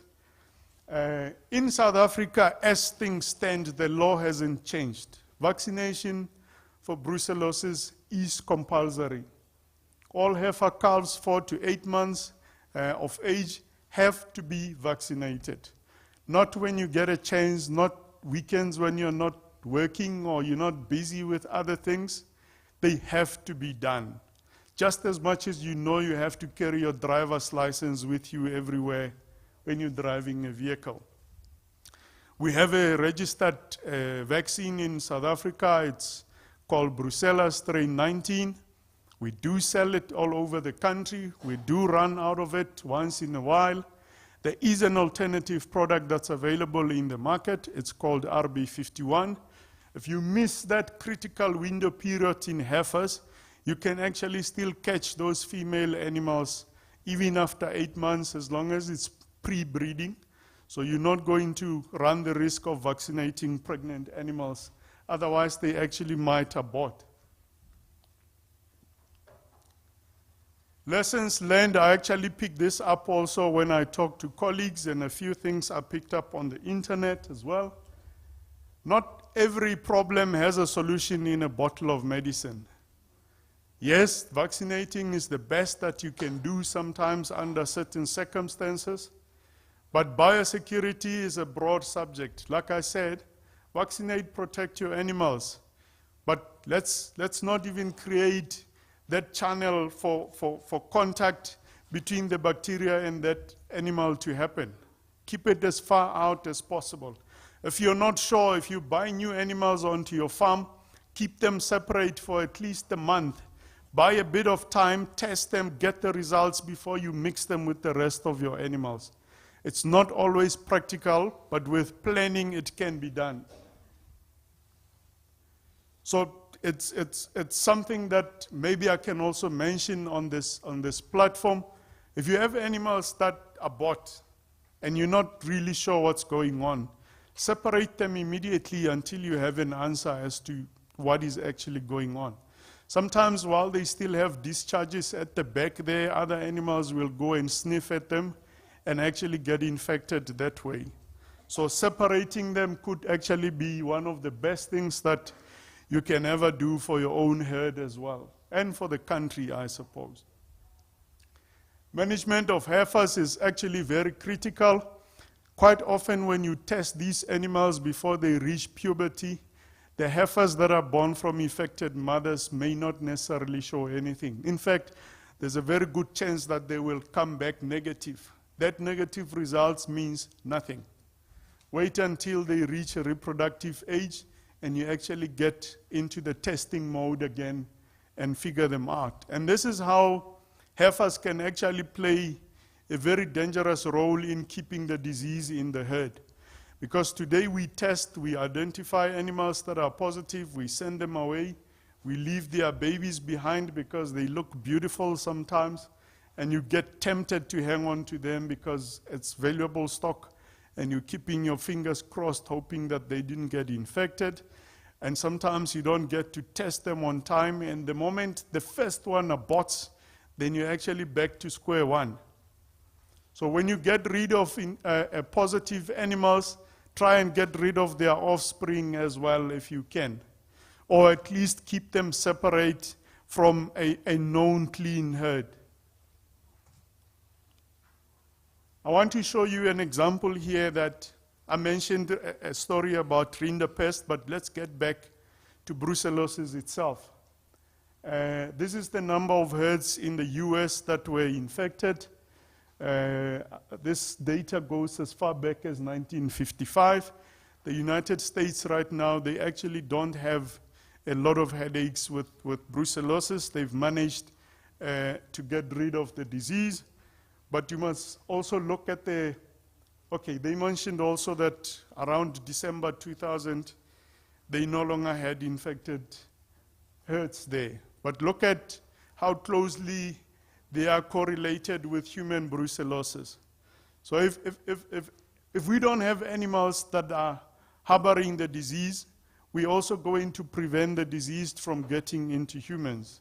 So once we've actually gotten rid of the disease in humans, we've already also played our role in the human health sector as well, as very important players in the food security space. And this is actually quite interesting, that it took the US about 74 years to clean up the herds. We can do it better, quicker. Nowadays we have technology, we can share the information. I've sent a link of our live feed to people in Botswana and they just confirmed that they are watching. So we can reach people, we can get information in as many places as possible, hopefully in the shortest time possible as well. This is our OBP vaccine, our strain 19. All vaccines generally, I call them cheap insurance. I take the cost that we work with, and I just made a simple illustration here that if this vaccine costs you 24 rand a dose, and by the way, you only have to give it once to an animal. once in its lifetime. If it costs you 24 rand and it lives another 20 years on your farm, that's a R1.20 investment per animal per year. And this is an animal that delivers calves. At least I know Bonsmaras do. It will deliver calves. If they really, really mess you up, they probably can pay you 5,000 rand a year when you sell these weaners. So let's talk about 7, 8 years of getting weaner calves out of your R1.20 investment. This is a pyramid scheme that we can all benefit from. It's not a fly-by-night. At least you're in full control of it. And the desired harmony that I never want to leave behind. When I talk to farmers, I hope this is visible, I've got health at the top there. This is where we actually play. We've got nutrition, we've got genetics, and all of them work together like cogs, or if you can imagine a gearbox there. Because as much as I stand here for animal health, we don't medicate animals every day. But on the nutritional side, they eat food every day. So we do not compensate with medicines when it comes to underfed animals and vice versa. We're not going to pump antibiotics into hungry animals and hope for health. And hopefully we also choose the right genetics. I'm sure there's a very plain, straightforward reason why you've not driven past the dairy and you found a herd of Brahmans in a queue waiting to be milked. So you choose the right animals for your environment, and even within bloodlines, even within the breeds, there are differences. Just make sure that you've chosen the right animals for yourself. And if you're with Bonsmaras, I'm sure you have an answer to that already. I'm going to stop here and thank you very much for your attention. And thank you, Sernick, for inviting us and making us part of this. Thank you very much.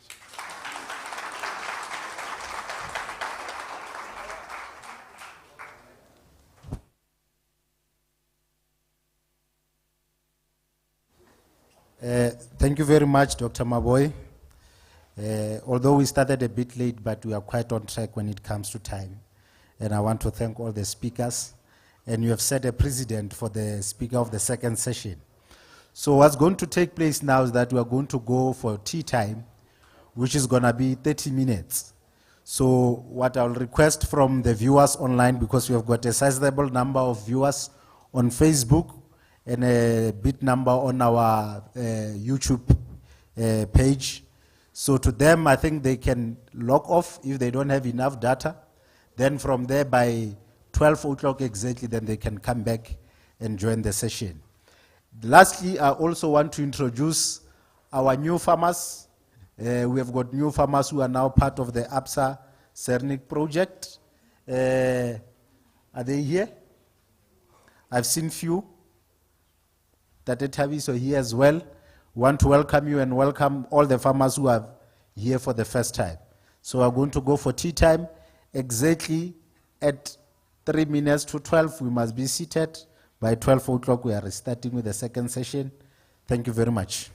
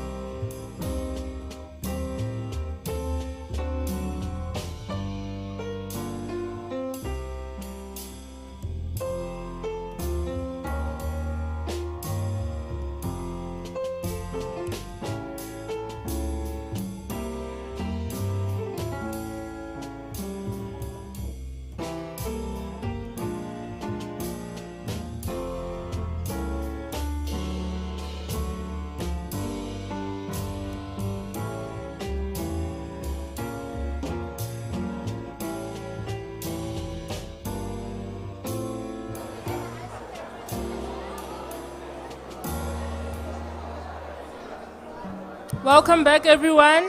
Dumelang, dumelang hape. May we please settle down so that we can continue with the day.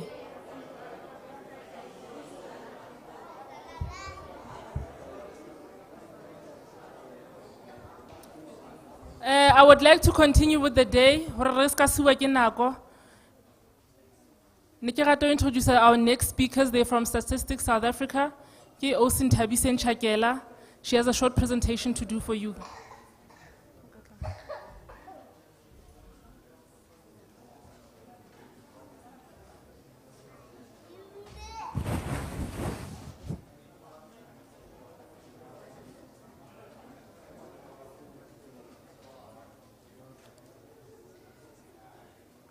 Good afternoon, everyone.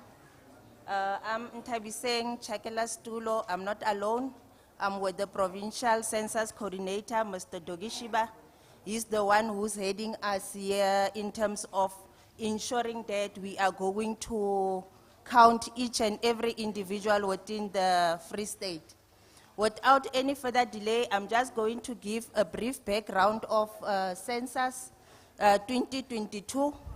And then why is it different from the previous censuses that we have done, as well as in terms of our timelines, where are we as a province, and then how far are we and when are we going to complete this journey of ensuring that we have counted each and every individual within the province.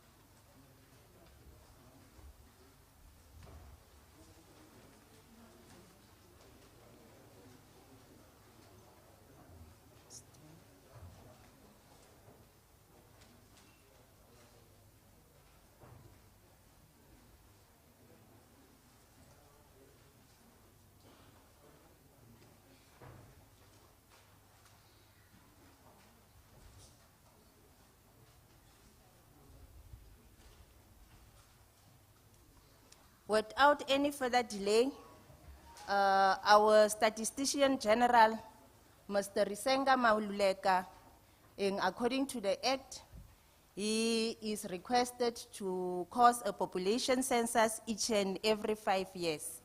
In the last census that we did it 2011, and then the fourth census, which is the current census, 2022, we were supposed to have done it last year, but due to the environment that we are currently in, we had to postpone it to a later date.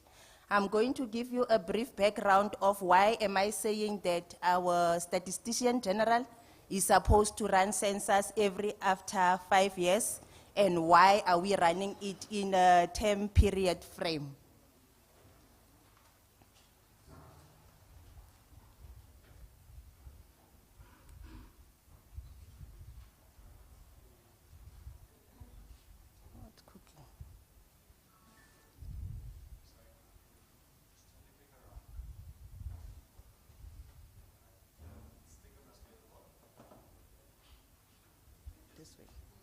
Thank you. Why is census important? Census plays an essential role in terms of public administration, and then the results for census data, we use it actually to distribute equally government services, as well as distribute and allocate government funds among various regions, as well as districts for education and health. It also helps us to describe the boundaries of our electoral districts at a national level, as well as at a local level. It also gives us an indication where we'll be able to measure the impact of industrial developments. This is just to name a few of what the data itself can entail. Why census is unique? This is the only time where us as an organization, we can reach each and every individual within the country, within the province, within your local municipalities, and within those sub-places that we usually reside in. And then there are individual characteristics that are recorded there, as well as conducting it simultaneously, giving a snapshot of the country. By that, what do we mean? If we had a big camera where we'll be saying, South Africans, get out of your houses, we want to take a snapshot. At the same time, it would have been much better for us. But because we are individuals and we are residing in dwelling units, others are residing in institutions, we need to go there and count each and every one of us, but using a reference point, which is our census night, which started on the 2nd of February, which was a day ago, where myself and Doggy and the rest of us, we were counting the homeless, those who are in the move, the transients, as well as those who are residing in special dwelling institutions like your prisons, your hospitals, your hotels, your motels, and the likes. So, and there is a defined period, which is the reference night, the 2nd of February, and then we provide data in totality at national, provincial, district, municipality, as well as sub-places. Sub-places meaning if I'm in Bloemfontein, I'll be able to get data from where I'm residing for now. The history of our censuses, we started the first demographic census 1996, and then after that we did the census after 5 years, which was 2001. From there, Statistics South Africa was operating with contract field staff, where the organization decided to build capacity internally, and then they had to employ permanent staff that will be able to carry the mandate of the organization. Then the decision was taken so that census should be done on 2011, while we are still building the internal capacity to carry this mandate. But for that duration of time, because we need data to plan, we had to come up with a measure of just bridging the gap of data. That's where they introduced the census, large survey agriculture, large survey that we called the Community Survey 2007. After 2007, we were ready as an organization. That's where we did the third demographic census, 2011.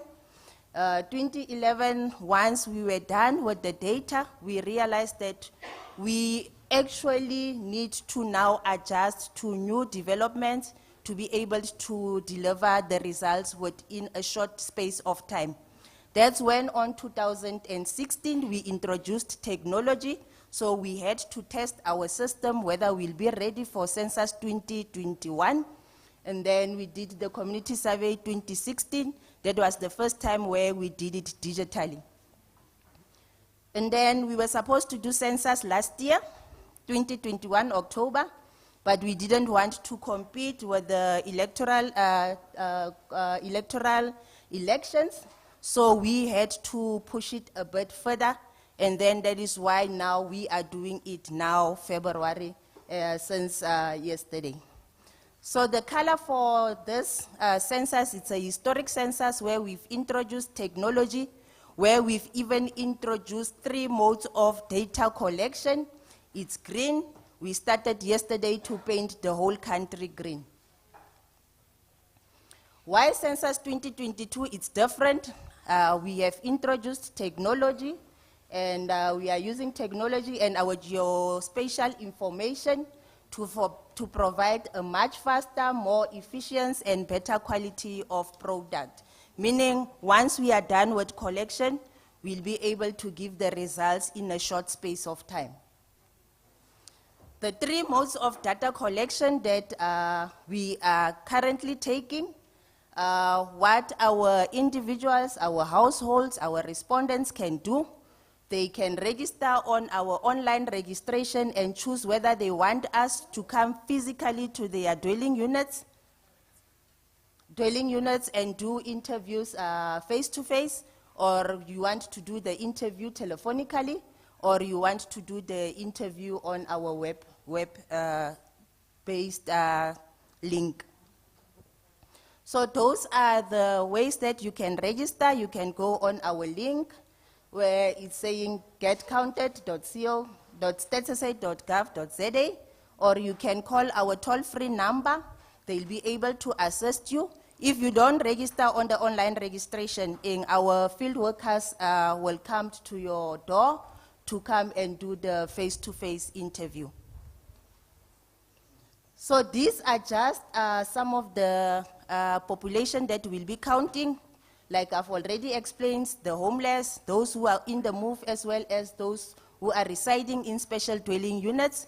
We started last night at 9 o'clock and enumerated those. For the rest of us who are residing in dwelling units, the data collection starts today and it will end on the 28th of February. Those are our timelines. I'm not going to go through it all. Our census night was yesterday, the 2nd, and then for online registration, it's ending, to register yourself, it's ending tomorrow, and then the data collection, it started from the 3rd, and it's going to end on the 7th. And then for those who will be enumerated using telephone, or our face-to-face field workers will be at your place, it starts from the 3rd up until the 28th of February.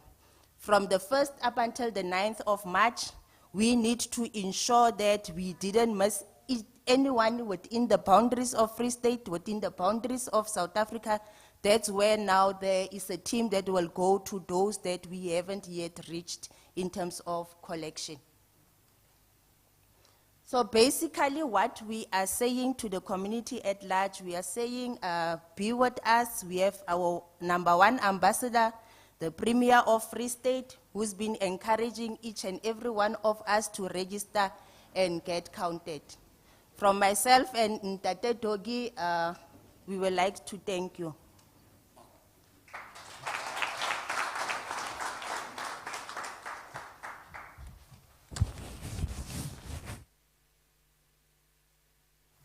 Thank you very much. I think before we are farmers, we are members of the community. So it's not everything that will be about farming. There will be a bit of things that are of importance in terms of the community and everything that will need to be part of. Hence, we'll have the people from State SA addressing us. I know many farmers are surprised, or I'm waiting to hear about Bonsmara. We're going to get there. But based on the population of Bonsmara in South Africa, I can safely say maybe around 60% of you, if not more, in here have got ambitions or dreams of becoming stud breeders one day. And not just stud breeders, but Bonsmara stud breeders. And for the mere fact that you are attracted by Sernick and you became part, and most of you are customers, it's an indication that that's the direction you are willing to take.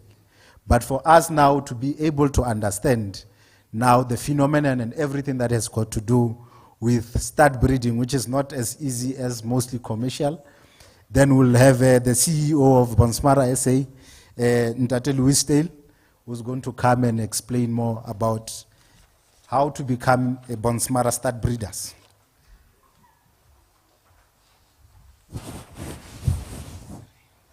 Thank you very much, Mr. Program Director. And yeah, I'm not going to, like Doc Fafa, you were fired up enough for Bonsmara, but but yeah, it really warms my heart as the CEO of Bonsmara to see how positive our farmers is, and especially in the new entrant in a small order farming, and for you guys sitting here that are planning from going away from the emerging farmer and becoming commercial farmers. And that for us is one of the most important things, because at the end of the day, for a breed like Bonsmara, that's a very big breed, and that we want to maintain as the largest breed in South Africa, we always need new blood that's coming in. And for us to have new blood, we must have a strong commercial sector. So that's why days like these are excellent, and I want to thank Mr. Nick Serfontein and the whole team of Sernick that put a day like this together. For us, it's a privilege to be associated with a company like Sernick, and yeah, we are very proud to say that Sernick are Bonsmara farmers and one of our best Bonsmara stud farmers. So, and then of course, I want to welcome from my side, want to thank you all as farmers that you are willing to be here today. And yeah, Patrick asked me a couple of months ago already. He said he wanted to talk, me to talk about a bit about a Bonsmara breed and how to become a stud breeder. Now, like everything in life, we must go through phases, and you must start before we can run. We must walk, and before we can walk, we must be able to crawl. And it's the same with our farming enterprise, especially with our beef farming enterprise. And the first thing that I want to ask myself when I say I want to become a cattle farmer is, what is the need of a cattle farmer? And the biggest thing that you want to be as a cattle farmer is you want a functional, efficient cow herd. And remember, this is very important. If you don't have a functional, efficient cow herd, you can go and you can buy 10 million rand worth of bulls. They're not going to do anything for you. Everything starts with the cow. And that is for us very important. And you must remember, your cow herd will be the one that determines your profitability. So if your cow herd is not producing for you, then you are going to struggle. And that's why we must look at the way that we are selecting our cows. And we want cows that's producing for us with the lowest input, and with the lowest input in cost, labor and effort. Because remember, every cow that walks on my farm, she's actually leasing a part of my land. And she must pay a lease. And we as cattle farmers, there's only two ways that she can pay. She can give me a calf, and it must be a good calf every year, or otherwise, choops, that's what she's going to pay with herself. So we don't get milk from them. They must supply milk to their calves, but we can't milk them for money. We can only sell meat from them, and the meat must either come from the calf or from herself. So you want a cow that has ease of calving, so that you know you're not struggling. In a year like this, it's raining, and in South Africa especially, we've got big extensive farms. So sometimes you can't get to your cow immediately. Lots of you that are sitting here is in the working sector as well. So you are professional businessmen, and you've got a farm on the side. So you can't always be on the farm. And that's why we must have cows that they easily calve in the veld by themselves. And that calf must be able to produce milk to that weaner calf, and we want a strong weaner calf as well. We're past the point where we can say we only want a calf every year, because we can get cows that produce us a calf every year, but it's a small calf like this, and she's not returning her investment that you made into her. We heard a lot about that earlier, what Willem said and Doc Fafa said. And as well as the doctors from Onderstepoort said, every time that you buy a cow, it's an investment in your farm. The DG said it as well. Mr. Ramotsodi said it as well. It's very important. It's cash in transit when your animals get stolen. And that's why it's important that you protect that cash of yours. And that's why we must look at cows that are starting to weaning 50% of their own weight. They must get pregnant in the early breeding season again. And then it's very important, you want a marketable product. At the end of the day, if you can't sell what you have, then you're not going anywhere with your investment into your farm. And that's where we, as Bonsmara breeders and as Bonsmara farmers, are very lucky, because we've got a big marketable product. The feedlots, they love our product. And our product is very high in demand. If we look at a carcass competition, the excellent performance and results that we have achieved over the years, it just shows us that we have a very good marketable product. And you can become part of that sector if you get all your steps, right. And of course, there's going to be challenges. We heard it today here with all the previous speakers. We heard about the challenges. When we start farming with cattle, The first thing, how am I going to provide good quality water to my cattle? Because without good quality water, I'm not going to be able to raise good cattle. And you heard what a veterinarian said about brucellosis. You saw all those pictures that Dr. Fafa had up there. Even the water that we are supplying to our animals can determine the success of our herd. Brucellosis can come down if you've got an abattoir up in a stream and they don't dispose of their offal or their waste, they don't dispose of it properly. It can come down in the stream to your farm and you can get a disease like brucellosis. So water is a challenge for us. Then we go to fencing and health. We've heard a lot about health today. Fencing. Lots of you are in communal areas and you can't always separate your animals from some of the other farmers that's farming in the same area as you. And that's going to have an impact on your management on your animals. Because especially in the stud breeding, especially if you start to get as a viable commercial breeder, there's certain things that you want to follow. You want to follow breeding seasons. You want to start managing your herds. So fencing will always be a big problem. And it's something that we together, and that's why days like these, where we are working together with the different departments, it's something that we must work on. To get everybody of us situated on farms where we can manage our cattle to the best of their ability. And then the last thing, grazing. Same with fencing. We can't manage our grazing if we can't manage our fencing. If we don't have fencing up, then I can't start with a rotational system. So the challenges are going to be there. So what is the first steps? I don't want to tell you about all the problems. I want to encourage you guys today. So what is the first step that you can take today to start moving your enterprise, your farming, your beef cattle enterprise, out of being only a small hoarder farm to going to commercial farm so that you one day can become a stud breeder? The first thing we must start to, you need to capture data. Because if you don't have data, then you don't know what's going on. It's the same as all those pictures that we had up about the occurrence of the different diseases. If there wasn't data caught, then we would have thought there isn't any brucellosis in the country. There is no lumpy skin, there's no Rift Valley fever in the country. Now it's the same with that. You don't know what's going on with your cattle if you don't have data to fall back on. So you must start by capturing data. And it starts by the day the calf is born. Actually, it starts before that. It starts the day when you put the bull to the cow. Because then you start with your recording, and you immediately know. I have chosen this bull from Sernick, and this bull is going to be used on my cows. I'm going to use him within this period of time, so I can be expecting my calves in that period. Because remember, we as beef farmers, and we as farmers in South Africa, that's farming in, like I said, extensive environment, we are very lucky the last 2 years. It's wet all around. But you know how it looked before that.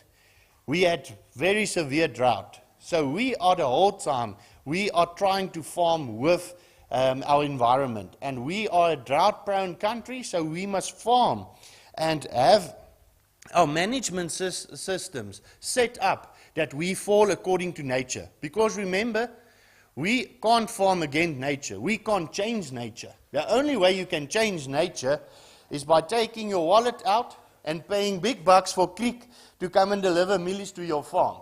That's the only way that you can change or go against nature, is by taking money and paying to feed your animals. The other times, you must utilize the natural resources that you have on the farm. And that's very important for us, because that's where our system comes in of when is my cows calving, when must I be able to wean my calves, and that's why we must farm together with nature. We know here in the Free State that in the winter, if I don't have any maize stowovers, then I'm going to struggle with my winter grazing, because the grass is not much. The grass doesn't mean as much because of the frost that we get and everything. So you must manage your system accordingly so that you know when your cows calve, it would be in the beginning of summer. Because if the cow calves in the beginning of summer, then our rain season starts here in the Free State. So we know our cow is going to have a calf when the grass are starting to get greener.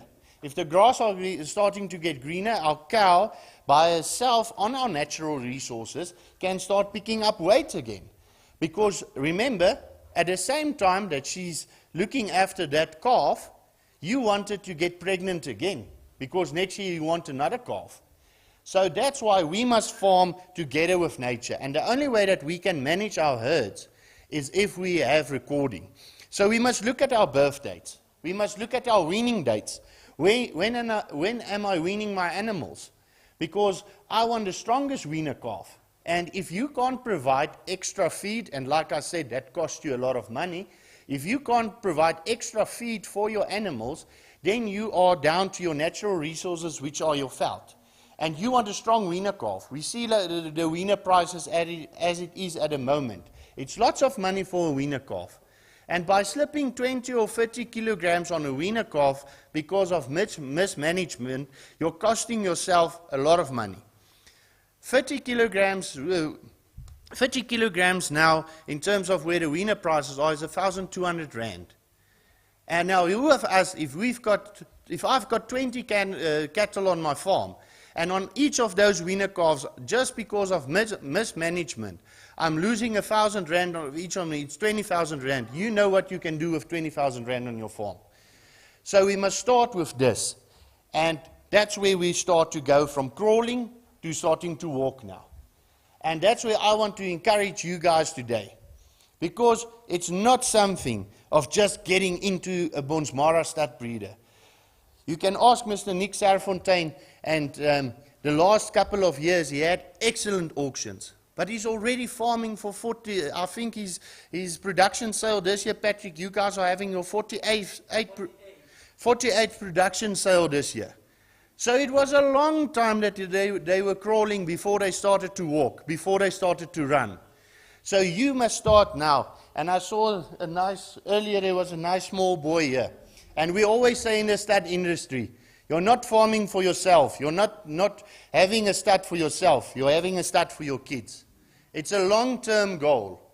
And we must remember what you are starting to build today, you are going to hand over to your children. And that's where we must start. So we must start to capture our data, because if we do that, then we can start moving towards this picture. Very nice cows producing for us every year and giving their return on our investment so that we can go forward.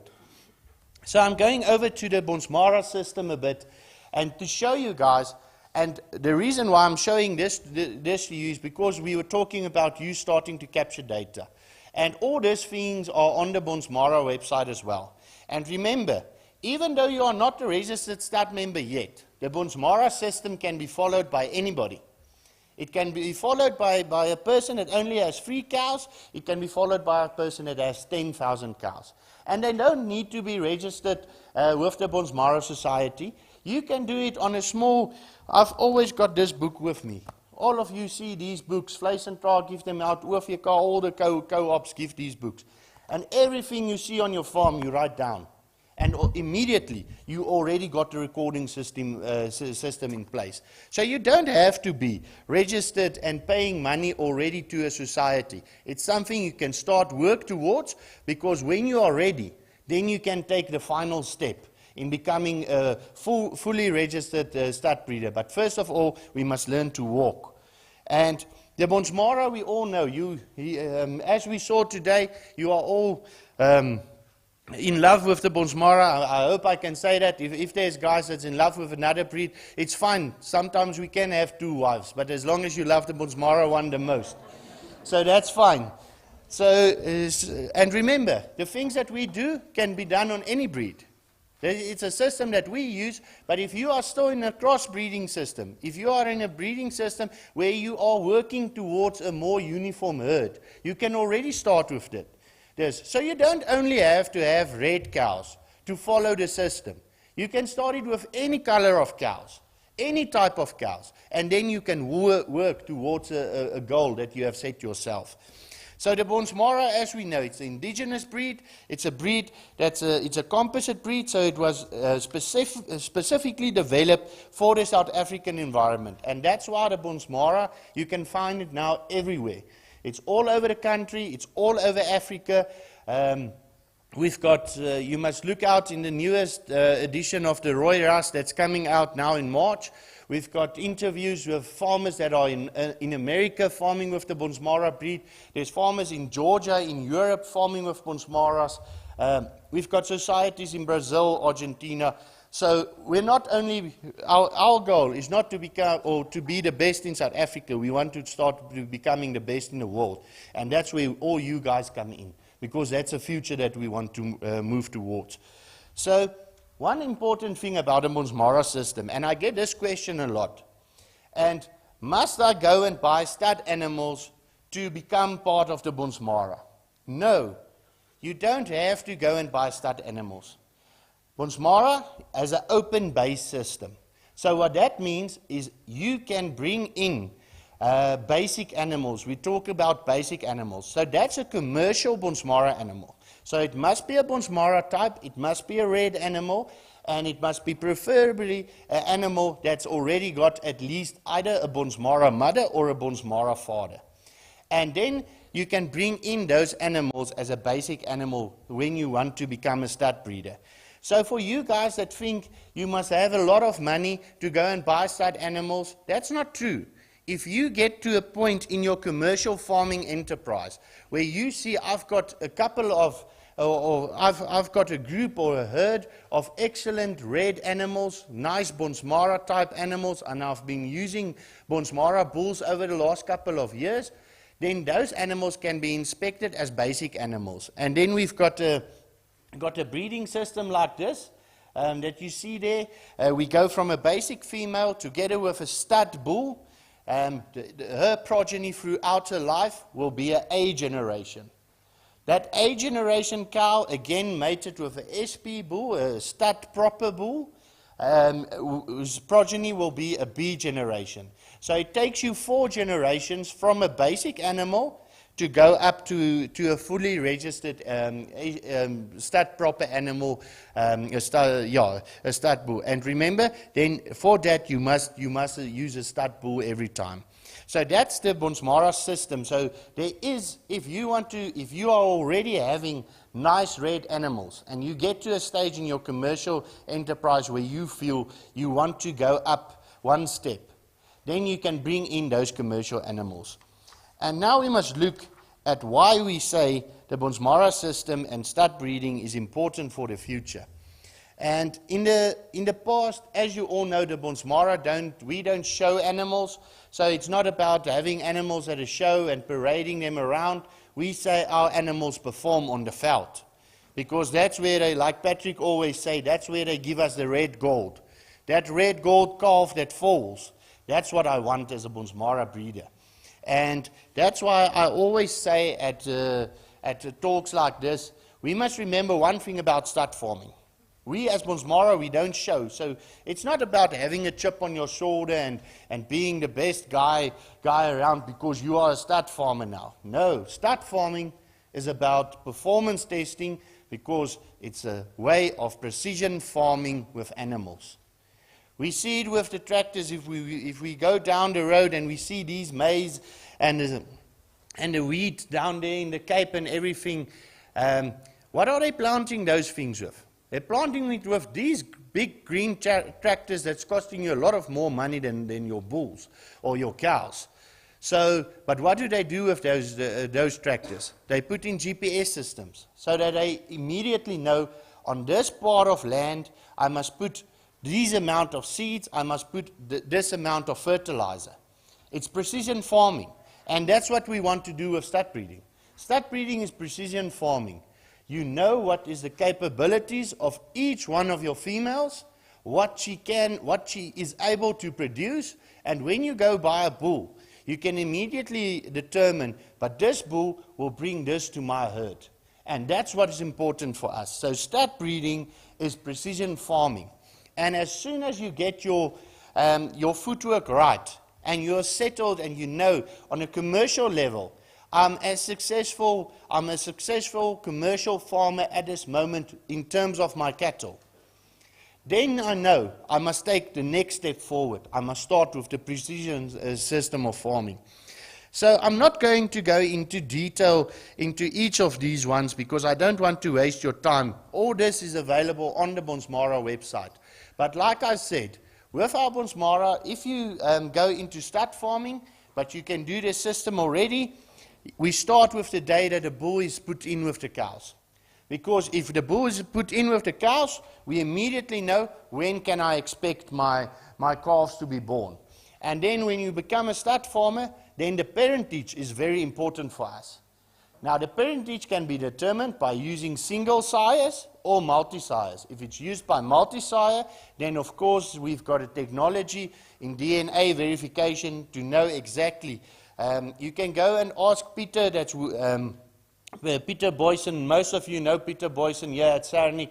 Peter that's working with all of the animals. As soon as a calf is born, that calf's DNA is sent away, and as soon as Peter has the results back, he can look at the number of the calf and he can immediately tell you who's the father of that calf. And that's what you want as well. Because you want to know which bulls are the ones that's performing best on your cows. And if we've got a single sire mating, then it's easy. We know all these calves are coming from that one bull. But if we've got multi-sire mating, then sometimes we see, but some of these calves are not so good. Now we don't know if it's that one bull's fault or is it the cow's fault. So that's why determining the sire of the animal is also becoming for us very important when we move over to stud farming. The next step that we take is, of course, the birth notification. And this is the most important one because this is telling us everything about that cow's ability to produce. Because if we take our birth notification, we immediately get a time, we get a date of calving. So now I know this cow has calved on the 4th of February 2022. So I know if this cow is a good producing cow for me, she must be able to calve next year, before the 4th of February as well. If she's only going to, in 2023, only going to be calving in June, then she's not giving me a calf every year. Then she's starting to give me a calf only, 2 calves only every 3rd year. And that's not what we want, because remember, she's leasing your grazing. And what do we do if you've got, I don't know if there's businessmen here that's got some properties in town, but if you've got people that are leasing and staying in your property, and they're not paying their monthly rent, then you kick them out. Now we must do the same with the cows. Those that are not paying their rent for us, we must kick them out. They must go away. And the only way that we are going to know this is if we know the birth if we have the birth notifications.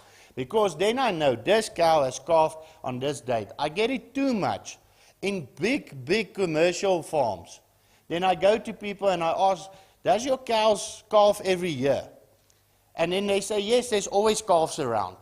And I ask them, and that cow, when did she calve? No, I don't know. That's where the problem comes in. Because I don't know then if that cow is making a profit for me or not as well. So that's what you must start to focus on. And especially, and I know, and please guys, if you don't have numbers, it's difficult to put names on 1,000 animals. But even if you've got 10 animals, don't put names on them. Don't call them Daisy and everything. Because you're going to struggle to slaughter Daisy when Daisy is not producing. But as long as Daisy is only a number in your herd, then it's going to be easier to slaughter. If she's only number 30 in your herd, then it's all right. Number 30, I don't have so many sentiments around you. But Daisy, and your lighty is standing next to you and he's crying, but why are we going to let Daisy go? That's where the problem comes in. So start with the birth notifications. It's very, very important. And something that we must start to look at as well is, if it's possible, try and weigh the calves at birth. Because by weighing the calves at birth, you immediately get the idea of what this bull is producing for you in terms of ease of calving. So I can determine by using the weights, and if I see I've got a nice big bull, but he's still giving me the nice 33, 34 kilogram calves, then I know I'm not going to have problems with this bull. Because next year I might have some replacement heifers. And now I'm wondering, can I use this bull on a replacement heifers? And remember, our cows are our cash. And if she gets calving problems because we put a wrong bull to her, then we're losing the calf and we're losing the mother at the end of the day. So it's very important, if it's possible, start weighing your calves at birth. Because if we weigh the calves at birth, we can determine what is this bull breeding for me. Is he breeding nice small calves for me, or is he starting to breed heavier calves? And remember, genetics is 50-50. So you can't put all the blame on him. If you've got a big framed cow, then she is going to have bigger calves. But remember, it must be in ratio. You can't have a small 450 kilogram cow and she's giving you 45 kilogram calves. She's going to struggle. Somewhere there's a calf that's going to get stuck, and you're going to be very sad because she's going to die and the calf is going to die, and you're not going to get any money for her. So that's why it's very important. Start taking the weights as well. And then the next thing that we must move on towards, and I'm going to go through the females as well as the bulls, our weaning. Now, weaning in terms of genetics, we talk about a 205-day weight. So that's a 7-month-old weight. And that's very important for us to compare our animals to one another. Because I can't compare an animal, if I'm starting to wean now, and I've got one calf here that's 10 months old, and I've got another calf that's only 5 months old. They can't compete with each other. So that's why it's important that we take our weaning in a group. All our calves must be close to each other. And if we take the weights on 7 months of age, then we start to see, okay, now I can determine, I already know these animals of mine, they are giving me nice small calves. And now what are their growth going to be? And remember, we want to sell these calves to Sernick. So for Sernick, the growth is important as well. So they want to know from you, how good does this calf grow before I buy them back for the feedlot?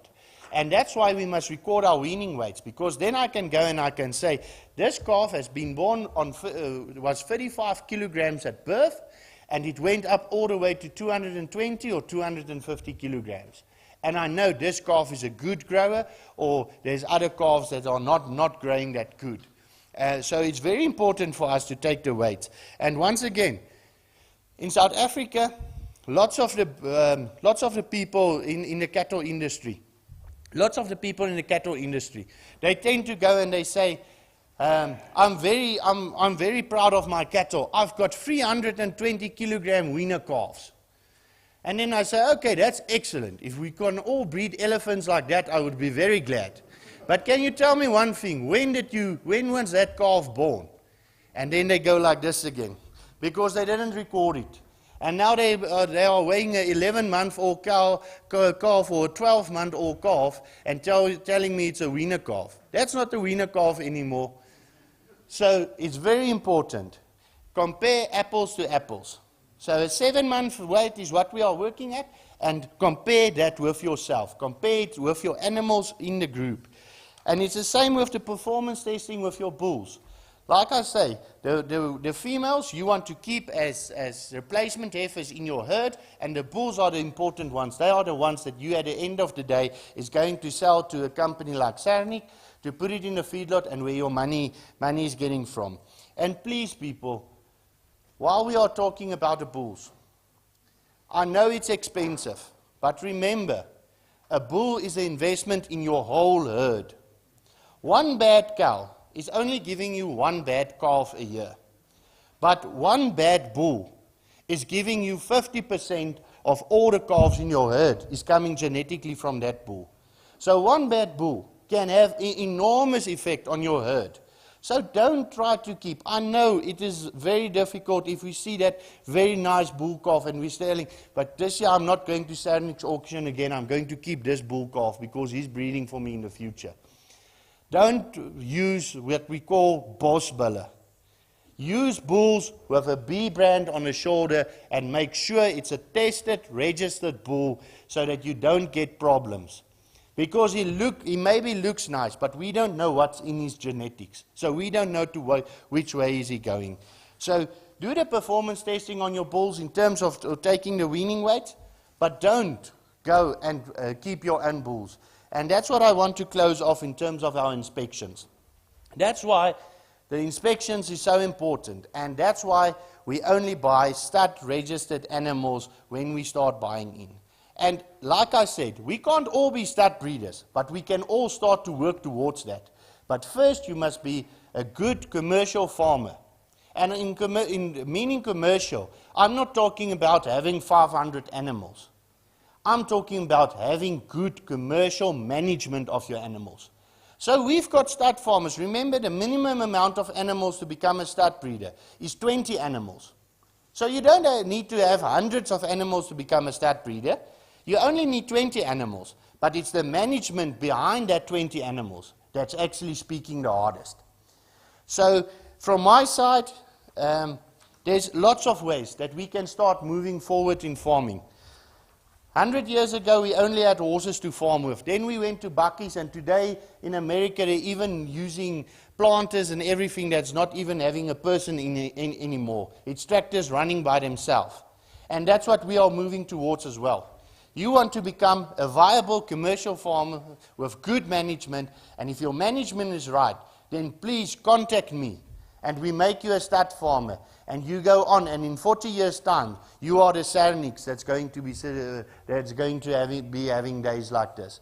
So thank you all for your love for the Bonsmara, and thank you all for the passion that you have to become Bonsmara stud farmers.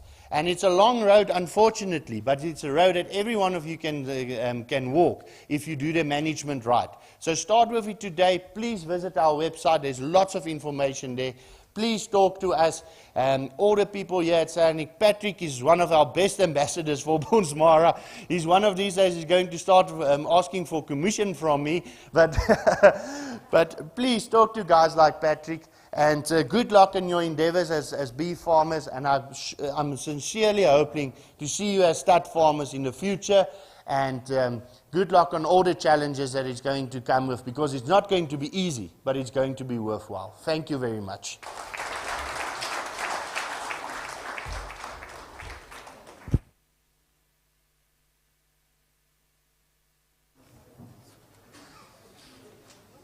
Thank you very much. Now I'm quite certain that even those who are not convinced, they are now convinced. And we are going to have as many stud farmers as possible. Now we're going to continue with the program. But before that, I just want to quote one professor, which I forgot the name, who was once giving us a pasture management class. And he said to us that before you become a livestock farmer, you must first become a grass farmer. You can never be a livestock farmer if you are not a grass farmer, particularly because grass is food. Then there are those who are going to take it further and say, as much as you need grass in farming, but grass alone is not enough. Grass, there are some nutrients that the grass doesn't have. That's why we have supplementary feeding, which Griek van Niekerk from Sernick Feed is going to talk about, where he's going to talk about the economics of supplementing and also the importance of it. Griek.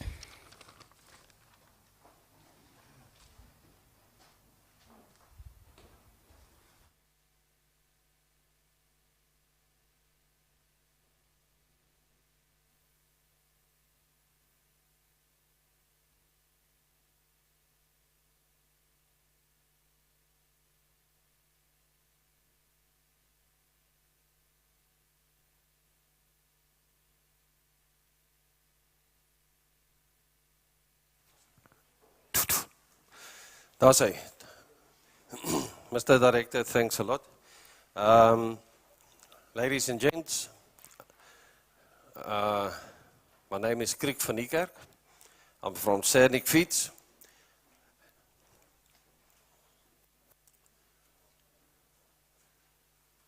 As you can see, and I found it out the other day, but my name is Chiri Chiri. So, a Chiri Chiri is it's a creek in Afrikaans. And I got the name because I made a lot of noise when I was young. Now I became much quieter now, but I do make noise on Friday and Saturday evenings still. So, Chiri Chiri van die kerk. Welcome at Sernick. What we're going to do today is just to get a window into some economics of supplementation for cattle specifically. English is not my first language, so if I get stuck here somewhere, I'll ask Patrick to help me. And what I'm going to try and do to show you today is what is the economic advantage, or if you invest in your cattle with supplementation, what it can mean for you. Supplemented versus non-supplemented cows. We're looking at the cows again. And there's a lot of extra financial gain to be won if you supplement your cows. Now, we as people, most of us do take supplements. We drink vitamins and zinc. Yeah, with the COVID, we all take zinc and a lot of zinc, and then vitamin C. But there's also minerals in it, magnesium, copper, sulfates, a lot of minerals in it as well. So the idea is to show you what it may mean to you. And it's in the form of the leak supplements. And I'm going to do the basic program for the farmer in the year. We've got mainly 2 seasons. So it's the green season in the summer, and then it's the yellow season in the winter. We do stay, most of us, in the Free State, so we do get green and yellow grass. And that's a fact, and how can we do a bit of better farming on it itself? I do have to do some marketing today. So there's the first product. It's in a green and a white bag. Sout phosphate, the 6 is for P, that's for the phosphate. Sout phosphate. And it's basically the phosphate and the calcium and a mineral supplement for cattle, goats, sheep, for your animals in the summer. This product provides supplements needed for faster condition gain and the maintenance thereof. And what is very important to note is that in summer, the grass nutrient value picks up. It's better than winter grass, much better. And there's energy in the grass in the form of sugars. And if your animal is deficient in a lot of minerals, but more specifically in the phosphate basis, they suffer more to utilize the energy from the grass. So what it means actually is that animals that is deficient in phosphate take quite a while longer in summer to get fat.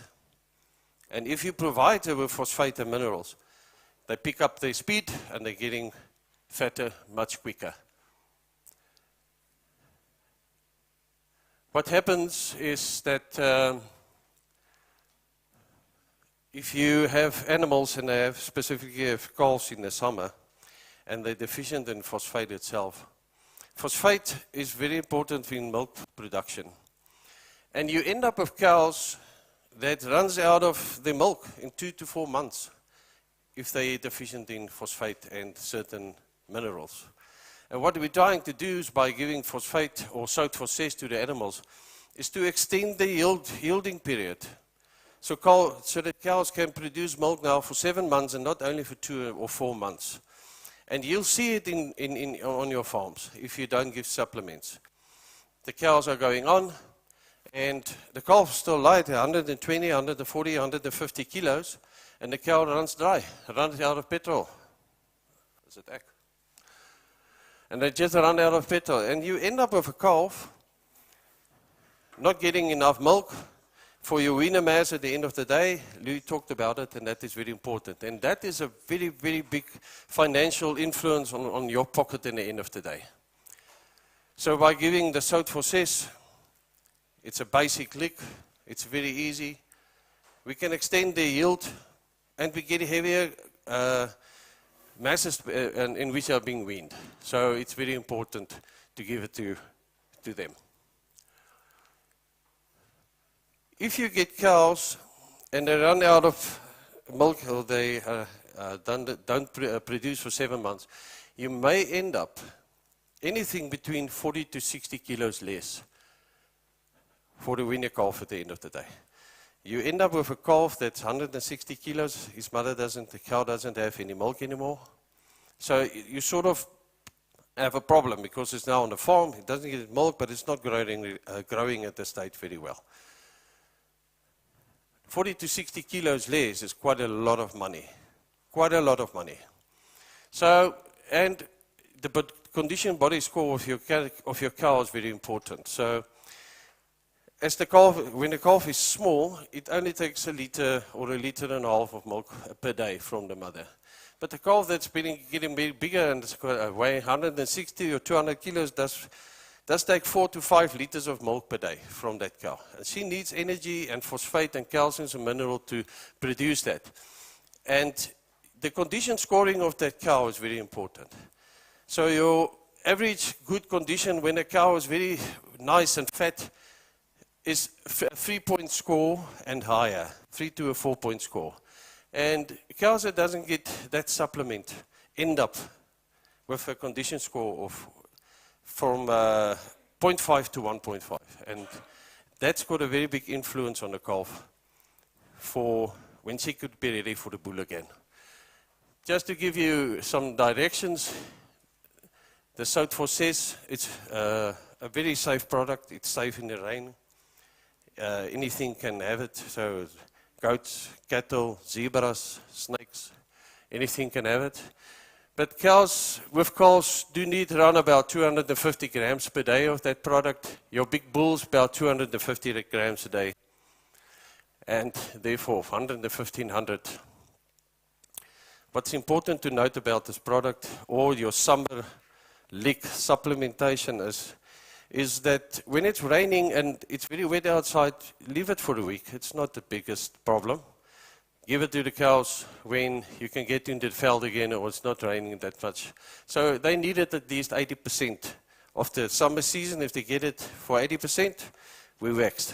Things going good and everything will be good. Then we go over to the winter in the dry veld, the yellow veld.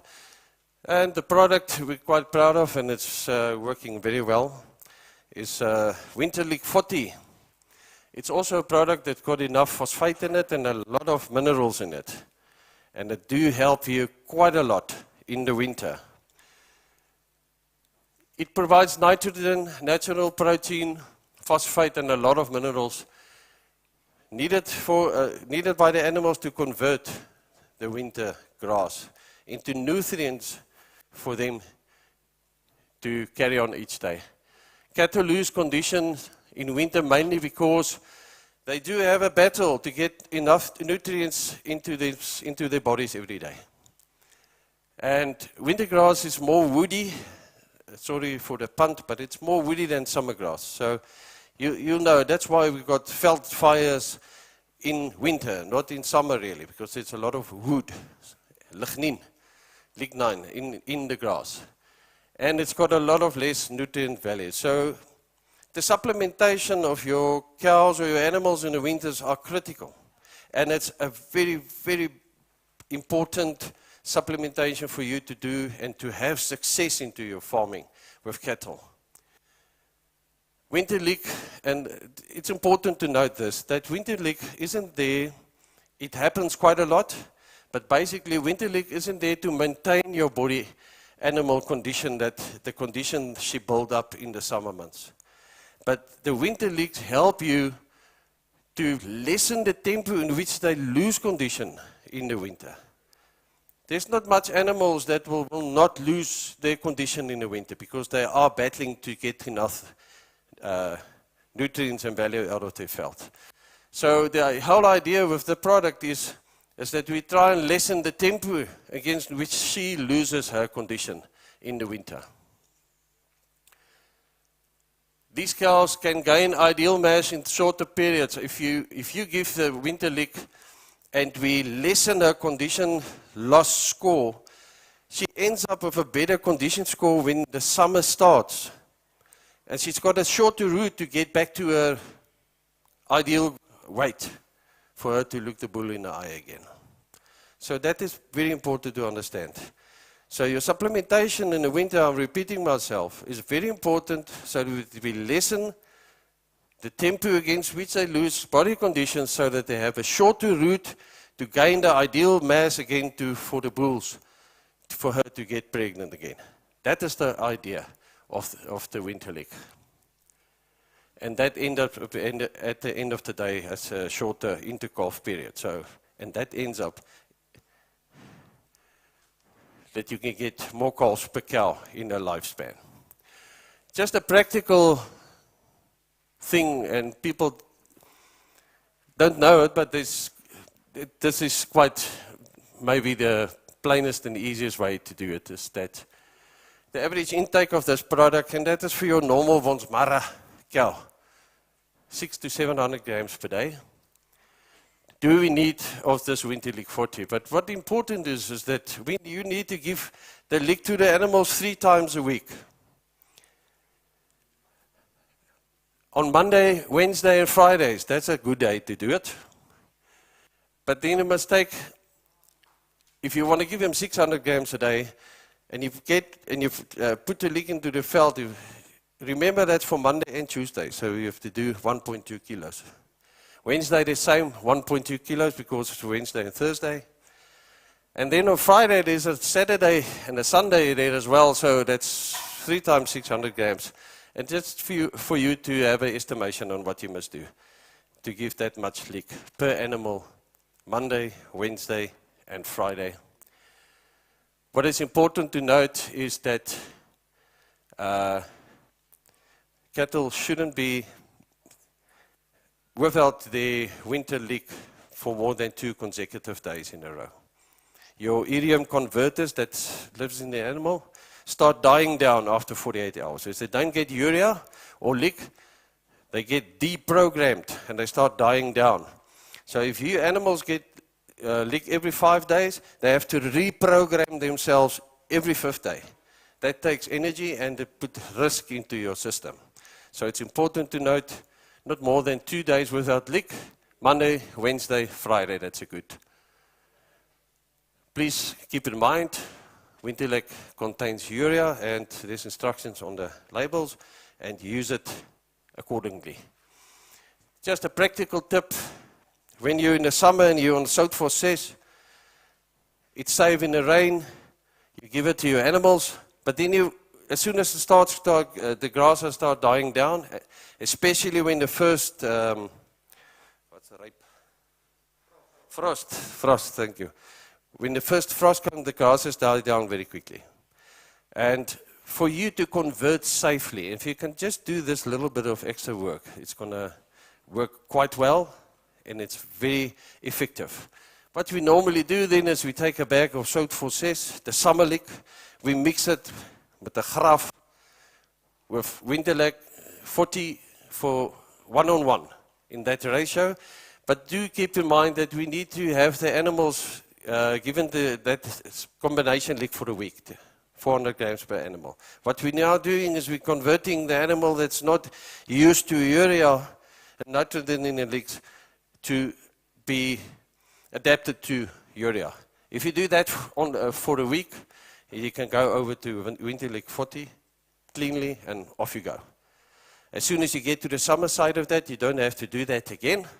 As soon as the summer starts and the green grass are coming out, immediately stop your winter lick 40 and you go back to Soutford says. That's not necessary to mix the 2 products again. All right, there's actually the thing that we're going to talk about quickly, and that's the economics of supplements. What does the supplement what does it do for me? There's a supplemented line and there's a non-supplemented line. Now, the calf percentage, we can have a big chat about that, but that is basically the average that is going around. 65 to 80% of all cows that give you a calf in a year, and the non-supplement 45 to 55. But it gets much less actually with the non-supplement cow. They go down to 35% as well. And the supplemented cows go up to 95% as well. So this is just for an average. And this is now for your 10 cows, just to make a summary. And what it ends up is actually, at the end of the day, it should be 7.5 calves for the supplemented cow and 4.5 calves for the non-supplemented cow. But I've done the 7 and the 5, so let's just make the difference. And what it does is with the supplementation, we get a cow that's milk yield go up to 7 months. So we wean a calf for 220 kilos easily. You get much heavier calves than that. But just for the economics, we've taken a 220 kilo calf, and the non-supplemented cow, they do run dry, run out of petrol, flat tire, ended up weaning a 170 kilo calf. And that's still actually heavy, it should be less, but just for the economics again. So there's your difference easily. It happens very easily. Now, I've taken the price on a kilogram for the wean calves, and at this stage, it's much more expensive than that. The running rate for wean calves at this stage are anything between 42 and 44 rand a kilo at this stage. But I haven't taken it. I've taken a middle road, 38 rand a kilo. Now, if you sell the 220 kilo calf for 38 rand a kilo, you get for that calf 8,360 rand. If you sell the 170 kilo calf, you get for that calf 6,460 rand. There's a difference of 1,900 rand between the two calves. Income. It's money that you should have earned yourself from being an easy farmer on the veld that should have been coming to your pocket. You've missed it. You've missed the opportunity. The condition score between the two cattle, the non-supplemented cow ends up 0.5. A 0.5 condition score, people are, it's not like me. I'm more like a 4. I don't see 0.5 condition scores here, so we don't have an example here. But 0.5 to 1.5, and that's very thin cows, it's bones, very thin. That cow is under stress, she will not take to the bull, she will take 3-4 months extra before she gains enough body weight for the bull to get pregnant from the bull. Very important. But the cow that's got supplemented, she will lose weight as well, definitely. But she'll come down to a 1.5, maybe up to a 2.5. So it's very important, and that's critical, because that ends up for giving you extra calves or less, and that's for your calf percentage there on the top. So now the supplemented cow, very easily, we don't give her anything. I'm not talking medicine and stuff, just additive, supplement, sorry. So she doesn't cost anything. That's lekker cheap. The soat for cis, that's for the season. That's against 200 grams for 180 days. She'll have about 36 kilograms of that product. Just over half a bag. It's 291.60. I've taken an expensive price on the lick as well. The lick is that price or less. On the winter lick, 650 grams per day. For 180 days, it gives you 117 kilos of winter lick for the winter. It's a lot of lick. And it's costing you 608 rand a day. The calf, as soon as it gets from 2 months old, he starts also licking on with his cow, with his mother. And I've put in a lick cost there about 89 rand. It can be anything between 50 and 100 rand. So, what's the difference? We end up with 1,900 rand in positive. If we subtract all the cost, I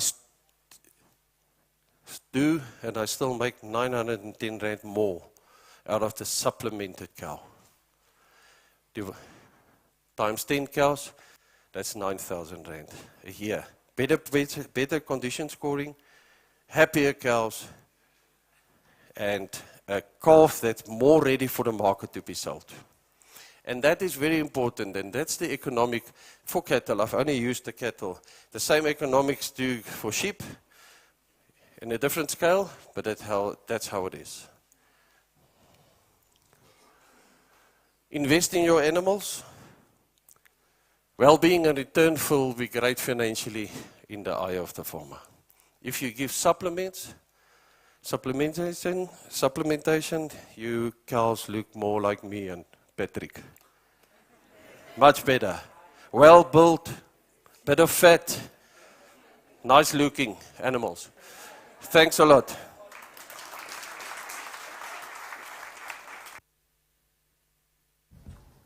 Thank you so much, Craig. I'd like to say, Muslinna, I'm about 3.5 condition score kapalering. Four maybe. It's really lovely to meet you. I've spoken to him so many times, but I'm actually seeing him for the first time. That's just how big we are. I'd actually like to call DNS Pistorius. He's going to help us or show us about pulse syringes. And directly after he speaks, we're going to head out for lunch. And then he's going to do a physical demonstration outside. So right now he'll just show how to connect everything else, but the physical demonstration is going to be outside. And I apologize to our Facebook viewers that they may not going to see this. Thank you.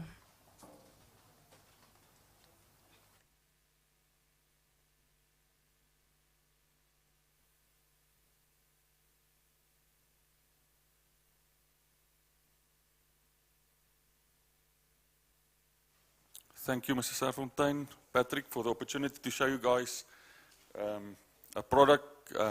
Firstly, I introduce myself. My name is Tiens Pistorius. I am a cattle farmer just east of Pretoria.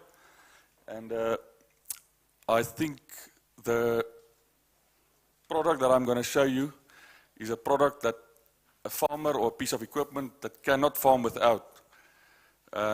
We all know what cattle prices are at the moment. If you lose a calf or a cow due to a foot injury, red water, gall sickness, it's a huge financial loss. So for a small input, you can save a lot of animals by not even using a kraal, injecting the animal in the veld without chasing them, without upping their heart rate. Like Dr. Fafa will also can tell you, as soon as you chase a sick animal and up the heart rate, the chances of the animal dying or not making it is a lot higher than trying to inject it as fast as possible. So give me a chance just to show you the piece of equipment. Afterwards we'll do the demonstration outside, so we'll inject the animal just for with some vitamins just for demonstration purposes, because the animals aren't sick at the moment because we couldn't find one. So give me just a chance to assemble it.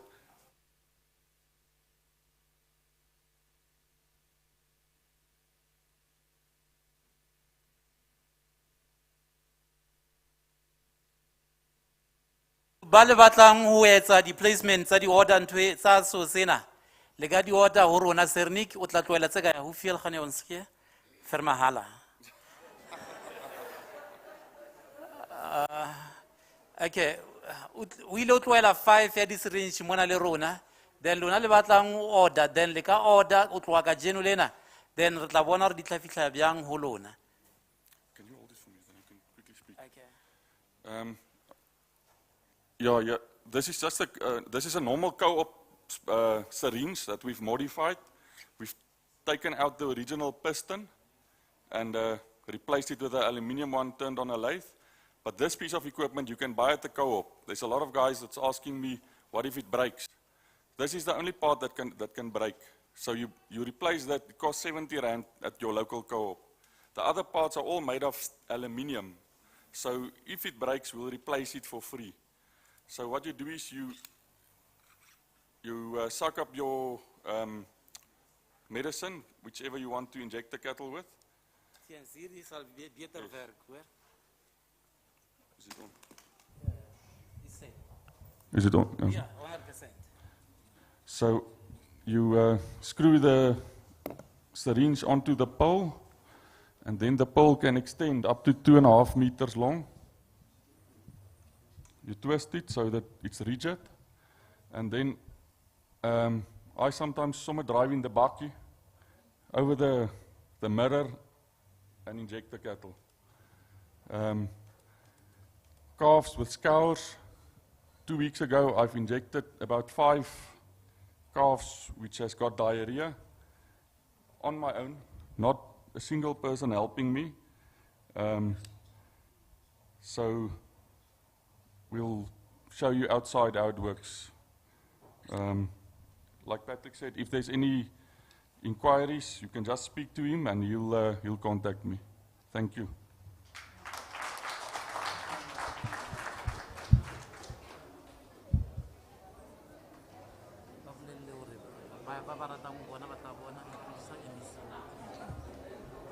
Attention, attention please.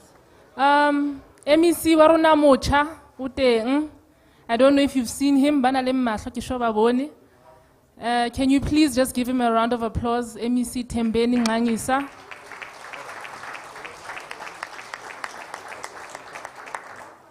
And everyone else who would like to see the pulse syringe demonstration, it's going to be outside. We can head out for lunch. Thank you so much.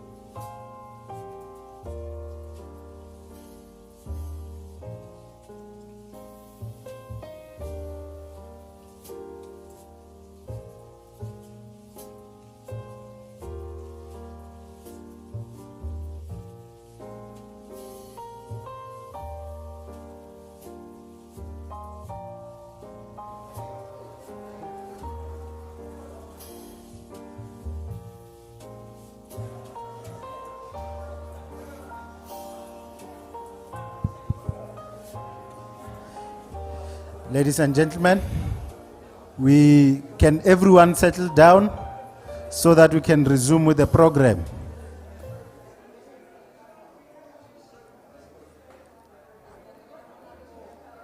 Can everyone who's supposed to be inside enters? Anyone who's supposed to be in the tents, go to the tent so that we can resume with the program.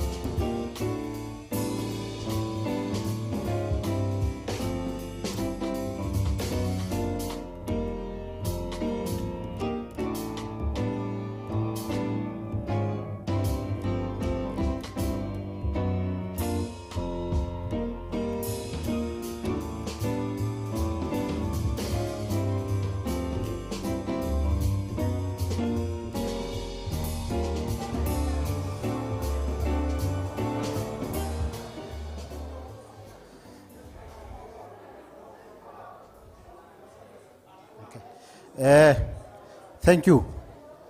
Thank you, ladies and gentlemen. Can I have your attention?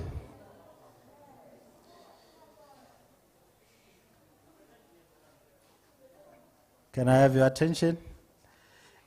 When we have a program like this, those who are familiar with politics, I'm glad the MEC is here.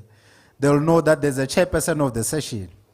And when in a session where there's a chairperson, everyone speaks through the chairperson.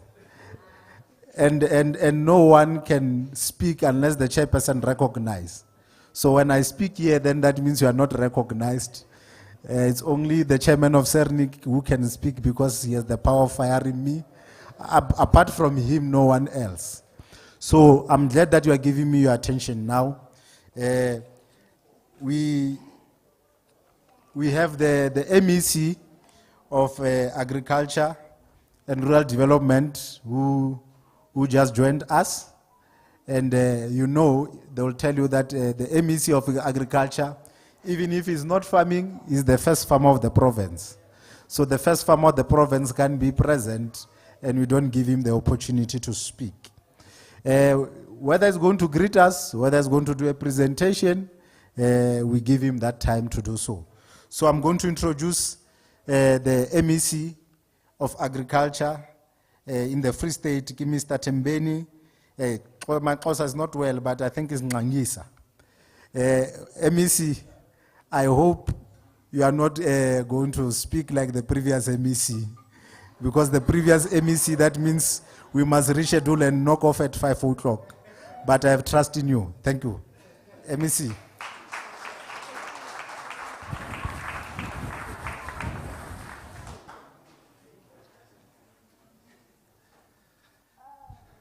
No, thanks very much. The program director has already set a tone and already determined the time and exactly what I must say.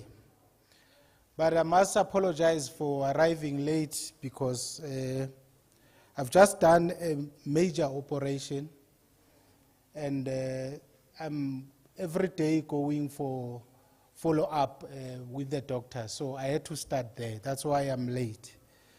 But I said I would not miss this opportunity. It's an opportunity of a lifetime. I am new in the sector, but I've been brought to speed because I have a very dynamic HOD. It is a great opportunity, and I've interacted with some people and your chair, and I've done some research about your organization.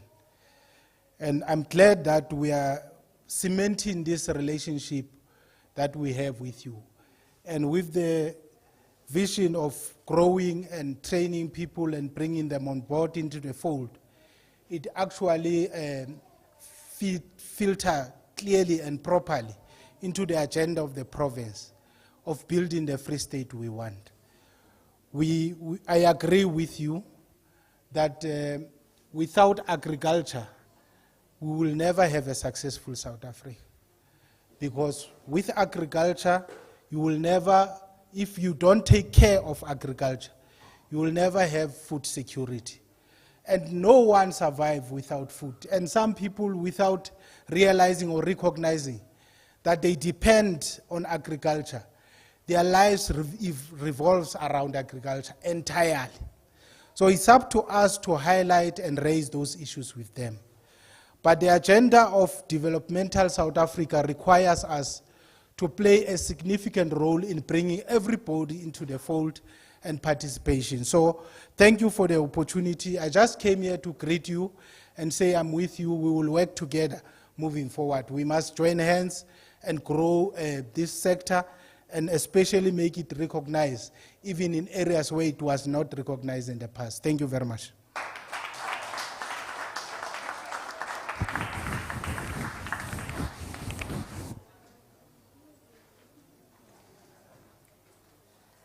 Thank you, MEC. I think you took being too short to the next level. Yes. And I'm thankful for that. At least we are on time. So what's going to take place now, we are going to have graduation. Remember, as a Sernick group, one of the main things that we have placed before everything else is to impart knowledge. Because it is very much difficult in this day and age to farm without proper knowledge. It is very much difficult to farm without knowing what to do. Because we are in a changing landscape. The way you used to farm 20 years back is not the same. Nowadays, they'll tell you about brucellosis. Nowadays, they'll tell you about breeding program. Nowadays, they'll tell you about many sort of things that you need to know. And those who are going to be walking through it's not the red carpet, it's maroon carpet, are one of those that we have empowered through giving proper training that is relevant to farming in this day and age. So we are going to have people from I3A. I see I'm talking because I'm trying to delay. The person who's supposed to take over went to take some notes, but I feel like I'm running out of things to say. But the people who are going to be working down here are those that we have imparted, and those who will be graduating here are those who have done the NQF. It's either NQF level 3 or NQF level 4 in animal production. So we're going to call I3A, and I3A is going to take over the graduation ceremony. I want to thank you for being with us since the beginning. I think it's my end as the MC now. I've started since morning until now. I3A is going to take over. and MEC. I'm glad to say I've been an MEC before the Premier Togodi Diza. Yeah, Dr. Masite many times, so he's aware. The previous DG and the new DG, now the MEC. I'm sure next time if I put you on reference, you'll speak good about me, because I think I've done MCing in front of high-profile people, and also the chairman of Sernick all the time. So now I'm going to call I3A. Someone from I3A will come and will push time in the meantime. Oh, she's here. So I'm going to give over to Kumoso from I3A, and she's going to take over the program.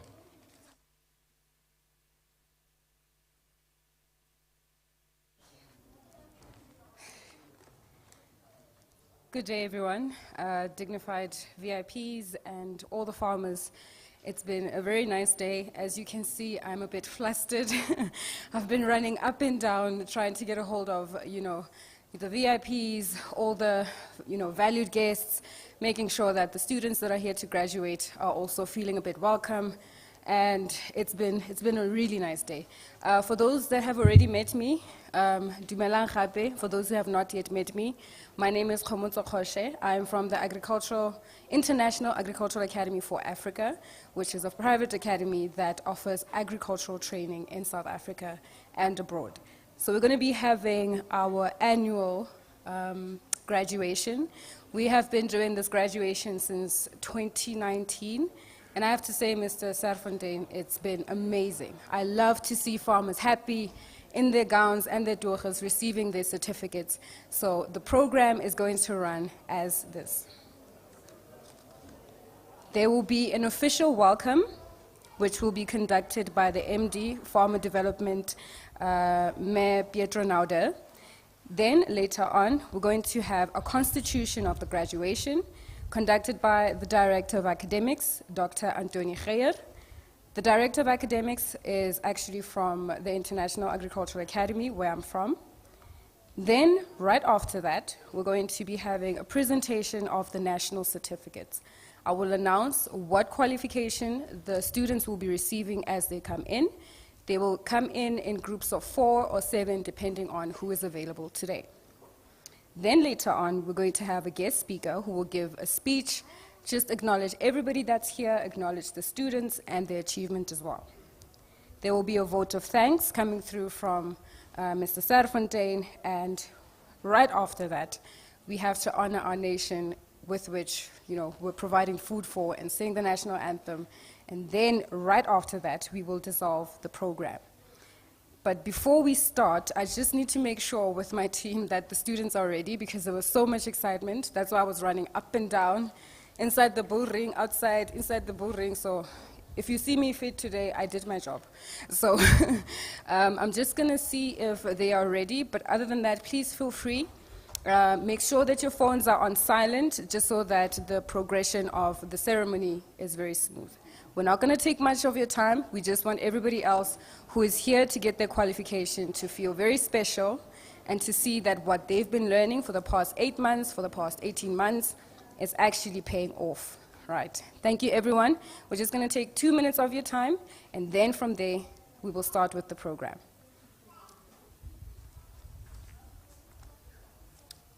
DJ, please play some so that the farmers can relax.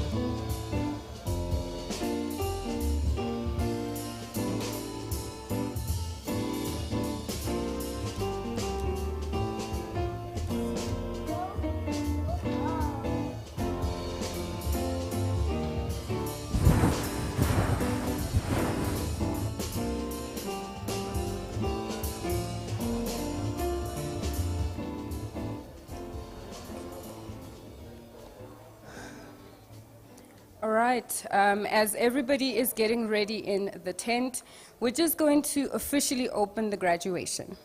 Now, for the official welcome to the graduation, I would like to present in absentia the MD for Farmers Development, Mayor Pietro Nauder.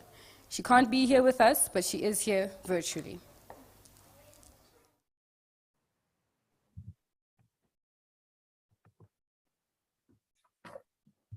Dear farmers, DG Ramasori, MEC Bulwani, Head of Department Dr. Masiteng, Nick Serfontein, Henk Greef, all our service providers, the International Agricultural Academy of Africa, all protocol observe. Dumelang bagaetso. The most powerful gift that you can give someone is that of knowledge. I grew up with my parents telling me that knowledge is power. So this is Sernick's gift to you all. We would like to provide you with knowledge. There is no more powerful gift than giving you knowledge on a practical and a theoretical way. We would like you to use this knowledge in your farming activity and for you to grow your herd, grow your farming activities, and at the end of the day, you must be better off than you were last year. Education is more valuable than the bull we can give you, or the cows, or the infrastructure. If you do not have the knowledge, a bull will not save your farming activities. It will not save your herd. We have more than 2,000 farmers in the rest of South Africa that is begging Sernick to help them with training. They want to all become better farmers. Some of them don't even have cattle. Some of them don't have farms, but they are all keen to learn to farm with cattle. We cannot help everybody because of the lack of funding. However, when the opportunity arises, we still have farmers that says, I don't want the training. I want the bull. I want the cattle. I want the infrastructure. I want. This is not the type of farmer that we would like to support. But as always, we find the most passionate farmers and they become members of our program. It does not matter what the incentives is at the end of the day. These farmers are around us today at this Farmers' Day, and we salute them. We have developed our program so far that we are now in Northwest, Northern Cape, Gauteng, and as you know, the Free State. Today, Sernick with our partners I3A, we are confirming an NQF on 72 learners. This was all part of the 360 people that we had in this Jobs Fund project with the Sernick Emerging Farmers Project. What we would like to say to these farmers today is you must enjoy today's momentous occasion, and we hope that with this education or training that you've received from Sernick, that we can still have you grow your hope and your wealth in future. Congratulations to the graduates today. Enjoy every moment of today, and next year we will do the same with the new ABSA program. Remember, knowledge is power. Pula, I thank you.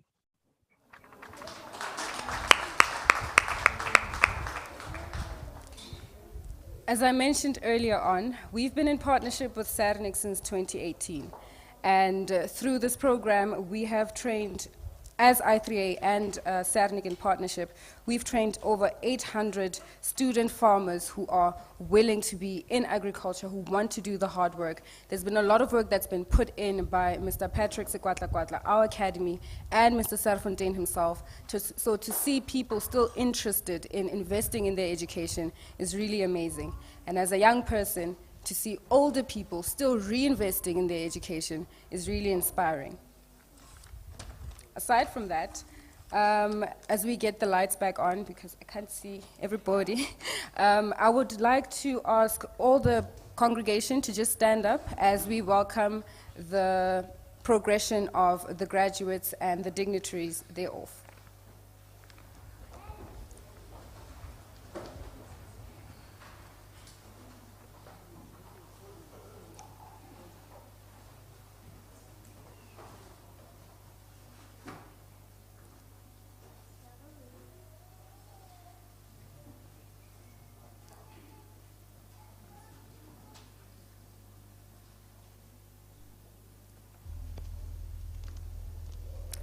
We apologize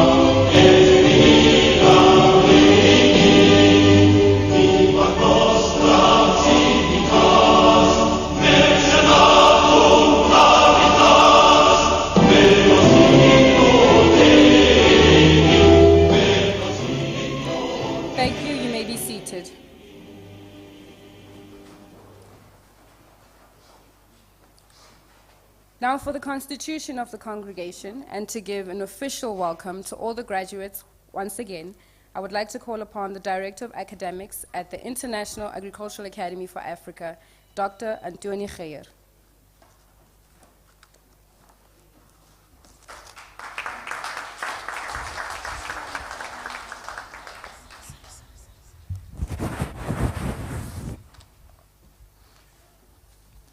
By the virtue of the powers vested in me, I hereby constitute this congregation of the International Agricultural Academy for Africa.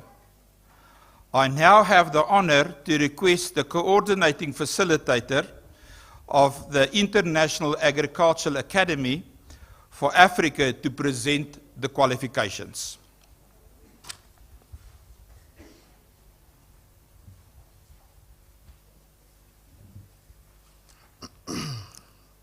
Mr. Functionary, I have the honor to request you to declare that the candidates whose names appear on the program have complied with the requirements for the following qualifications: National Certificate Mixed Farming Systems NQF2, National Certificate Animal Production NQF3.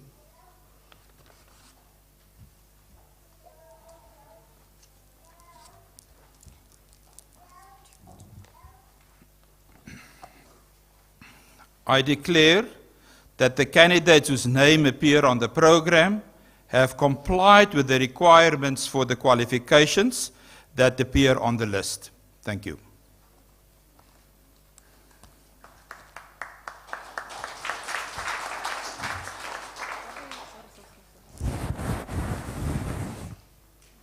Don't be like me. Please make sure that you observe all COVID regulations. Always make sure that your sanitizer is handy and your mask is on, because, you know. But anyways, thank you to the functionary and the dignitary. I would now like to call upon the first group of graduates so they can come and receive their certificates. Los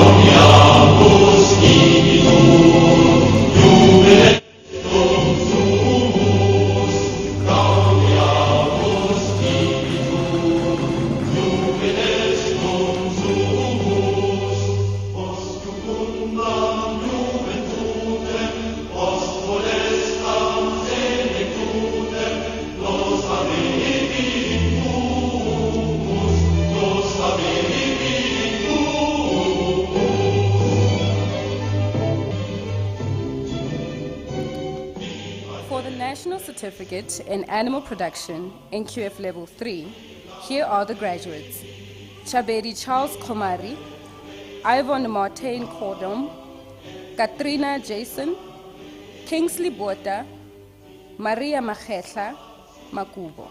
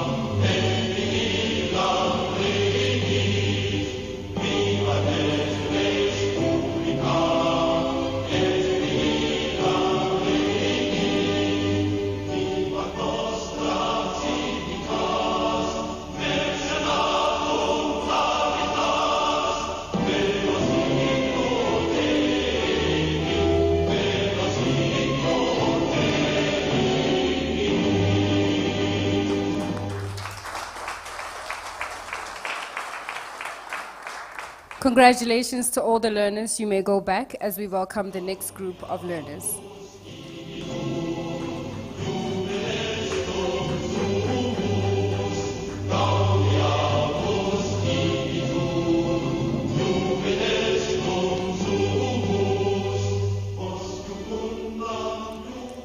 As you can see, we take pride in how we present ourselves as an academy and how we present the courses that we give.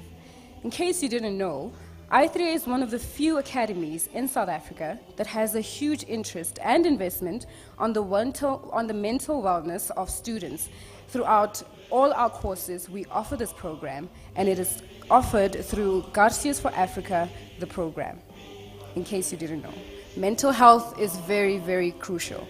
I read a story a couple of days ago. Many people are struggling with stock theft. Many people are struggling with, the many damages they face when it comes to rain. It's been raining a lot, but one thing we tend to forget about is that mental health, with regards to facing these challenges, is a vital key and a very important factor all farmers need to consider. And at I3A, we take account all these different aspects when it comes to all our training. As we're about to welcome the next group, please clap your hands as they come.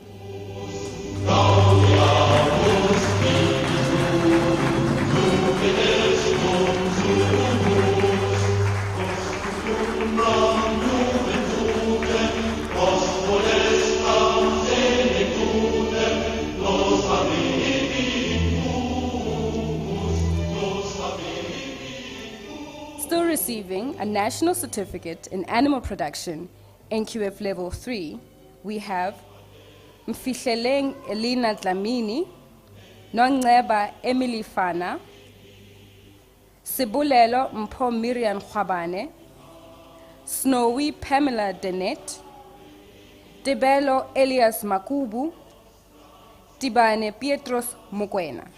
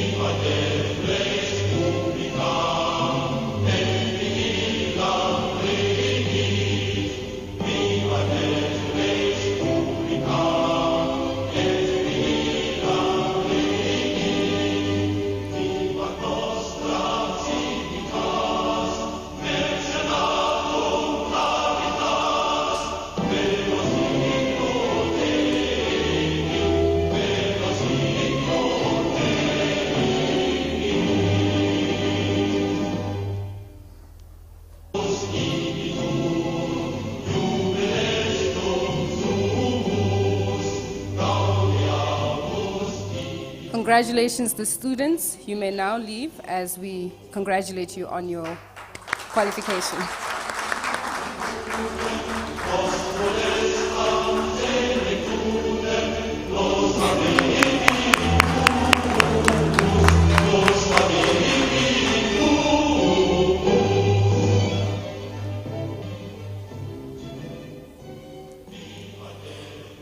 We're still busy with the graduation, and we're still busy welcoming another set of students. There will be more that are yet to come, but we're about to finish. So if you're a little bit impatient, excuse. But if you want to take photos, which I know everybody wants, please just wait a minute, and we'll take the photos right after. This is for all the students that are wearing their togas and their gowns. We can take photos right afterwards. The guy in the white there will help you take pictures, and there's other cameramen that will also help you take pictures if you maybe have an organization with them that, or even with your phone. But other than that, let's welcome the next group of students to come and receive their certificates.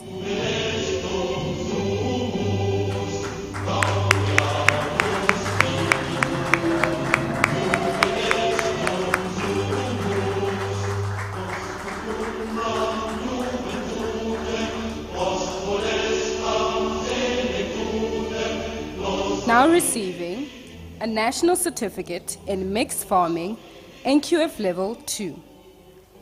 Here are the graduates. Captain Paulus Ntele,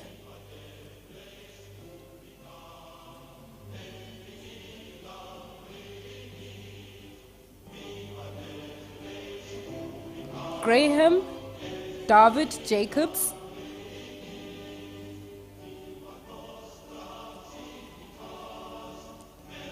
Leah Sipati Maseko,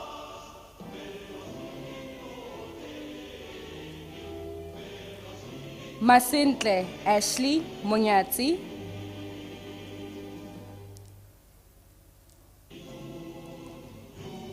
Mudise Pietrus Polwanyani,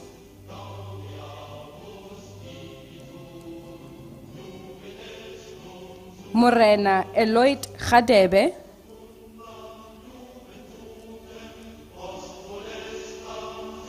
and Samson DiPolo.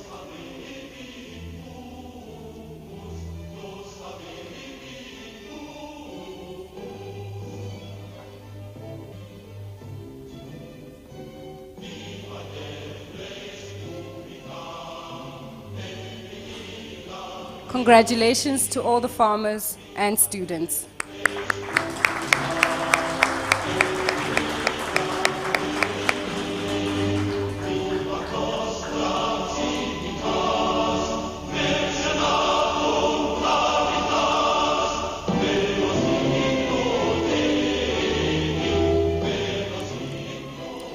We're about to welcome another group of students.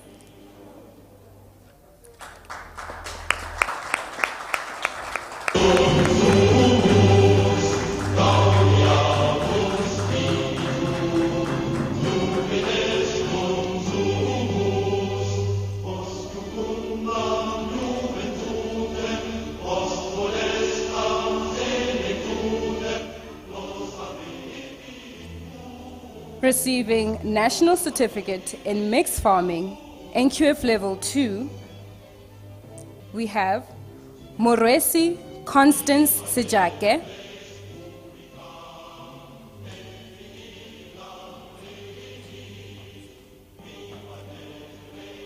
Philadelphia Puseletso Setai,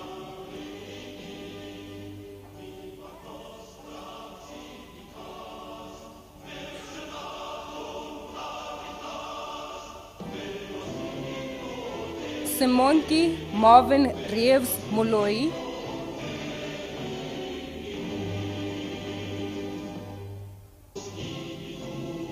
Teboho Johannes Mohono,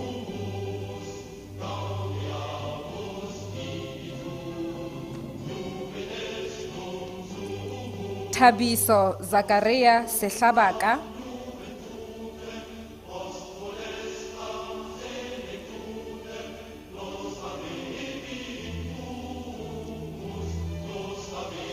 Somane Samuel Moloi.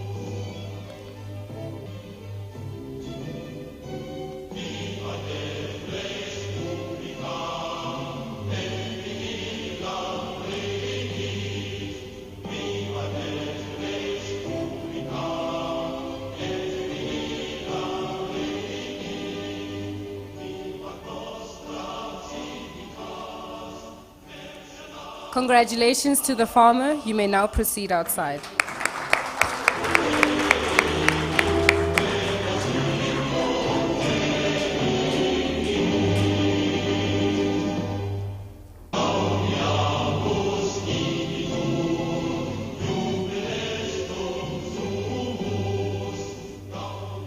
For those who are wondering, the International Agricultural Academy actually does not only offer national certificates, but we also offer a national diploma in animal production and plant production.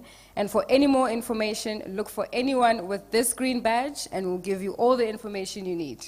Otherwise, if you don't know who to go to, I'm here, I'll help you. But other than that, let's welcome the next group of students.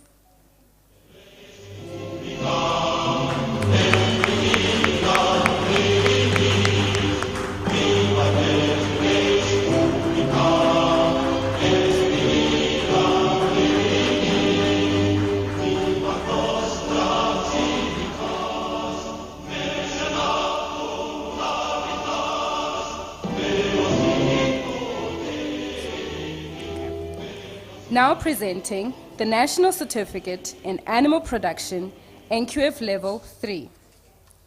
Graduating, we have Khusiame Greni Mudise,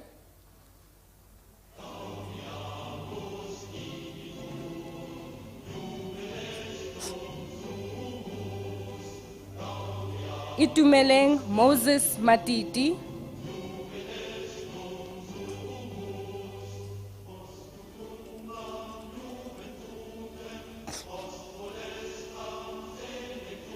Joseph Dikotsi Dipoko,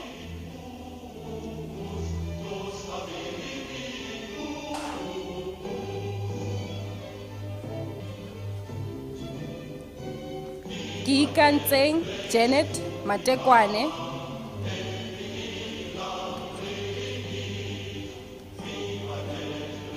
Lehlonolo Edwin Melamu,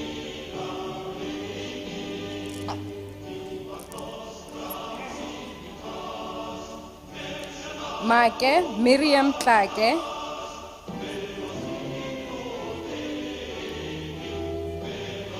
Molapo Samuel Ramolotsi,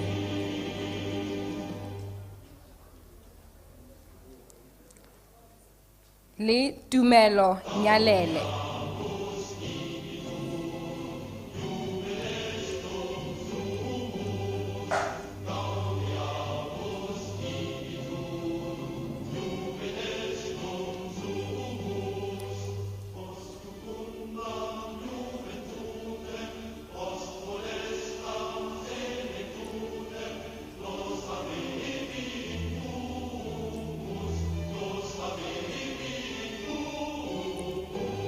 Congratulations, students, on your achievement on an NQF Level 3 National Certificate, Animal Production.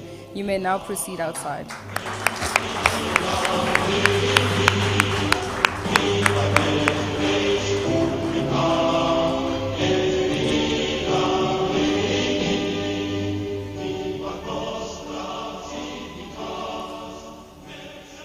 Earlier on, I mentioned that we offer national diplomas in both animal production and plant production, but here's a fun fact: all our qualifications are offered purely online. There are no contact sessions, but we do have a very, I don't know how to say it, but we have a very deep connection with all the students that we have. We currently have students studying at the moment in 2 different continents, one being America, specifically in Brazil. 1 student is studying agri-sales there, and we have over 60 students that have currently been studying from Namibia via our academy. We have a reach until Botswana and Zimbabwe, and our next target is all the Southern African countries and, as a whole, later on, the entire Africa. We have affiliates in Nigeria, so if you hear of I3A in Nigeria, it's not a scam, it's us. So other than that, I would like to welcome the next group again so they can come and receive their qualifications.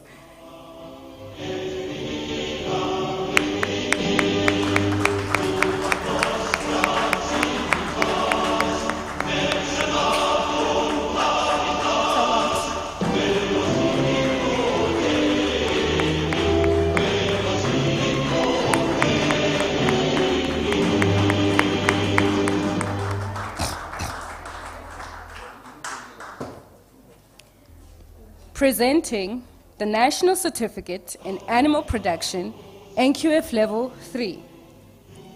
We have Mosope Pakwe,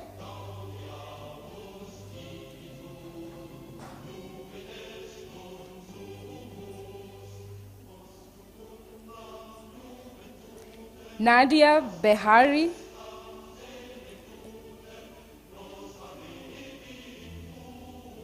Reabetswe Ntabeleng Monyane,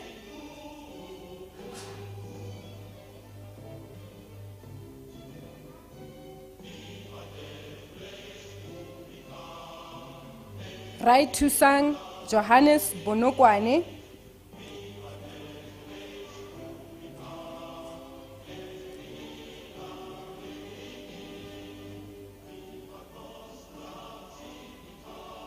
Tepiso Shedile,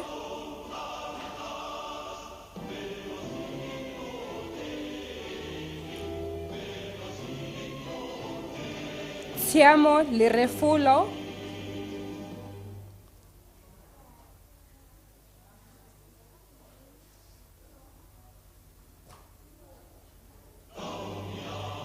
Tulufelo Mokaba Makuba,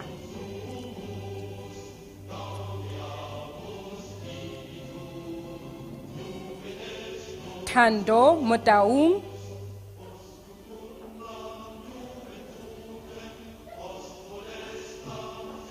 and we also have Rapesu Geneilwe.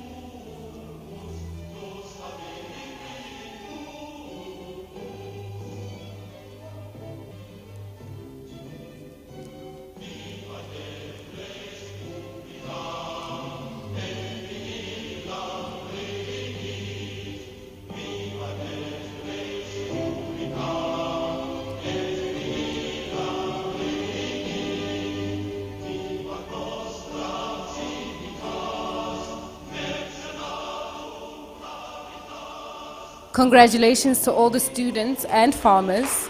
You may now proceed. Outside.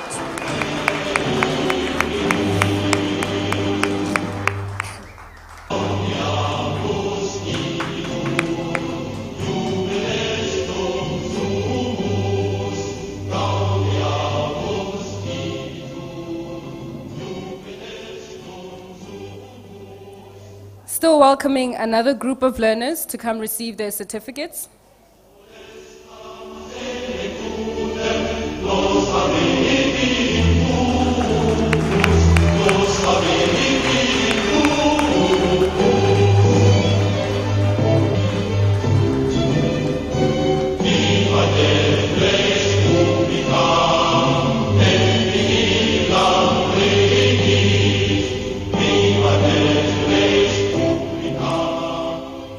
Now presenting the National Certificate in Mixed Farming, NQF Level 2. We have Dube Alam Sipo,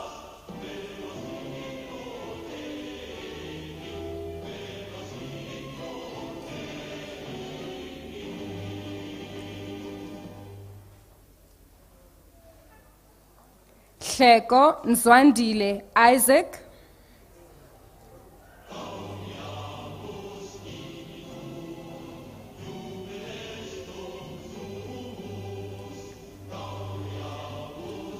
Kraushoek Trifosa Trifina,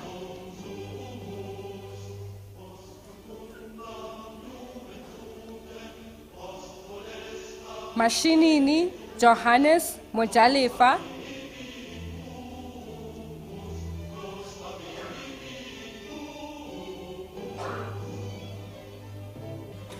Mguni Josephine Ntabiseng.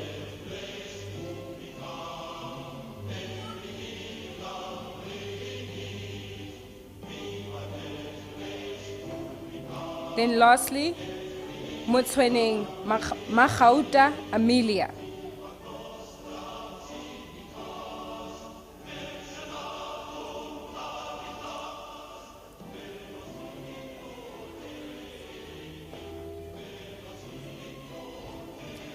Congratulations are in order. You may now proceed outside.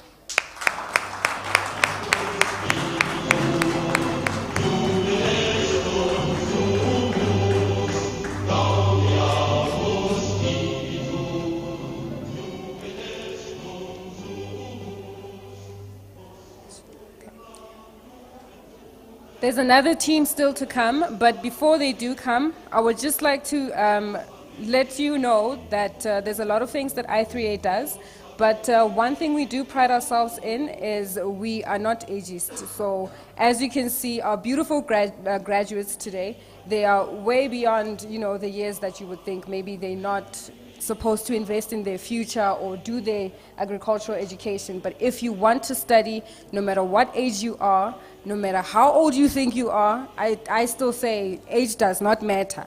Please, please, please invest in education. As we saw today during the Farmers' Day, it's good to know your animal health, it's good to know about animal nutrition, and the only way we can get through with that information is by investing in our agricultural knowledge. Now, let's receive the next group to come and receive their certificates.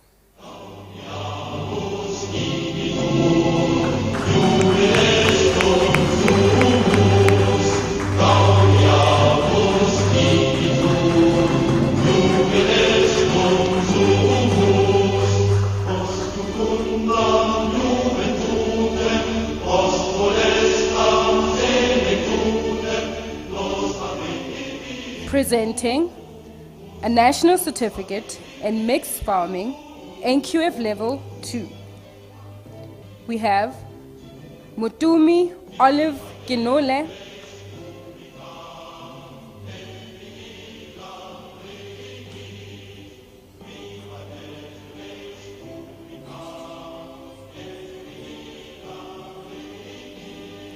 Nibe Unati Nongeba,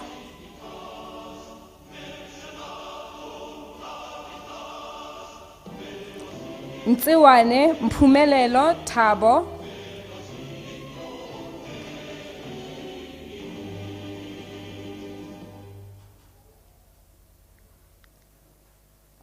Thekiswe Kirileng,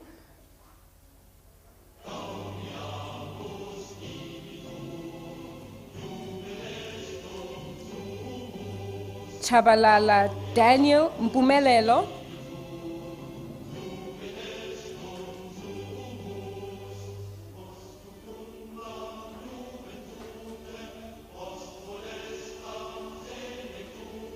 and lastly, Baba Sylvia Nomakhosi.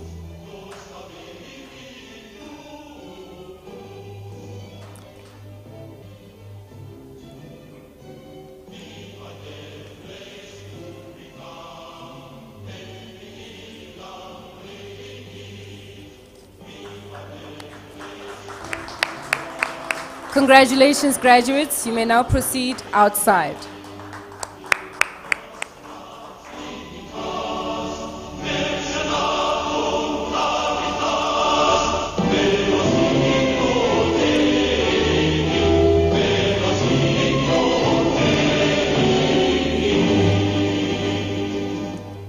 And that's all we have for you with regards to presenting the students and the certificates. We're about to move on to the next item on our program, wherein we are now going to ask our guest speaker, Director of Academics, Dr. Antoni Geyer, just to give a speech and let us know, or let us into rather, what we do as an academy and the investment that it takes to have knowledge in agriculture.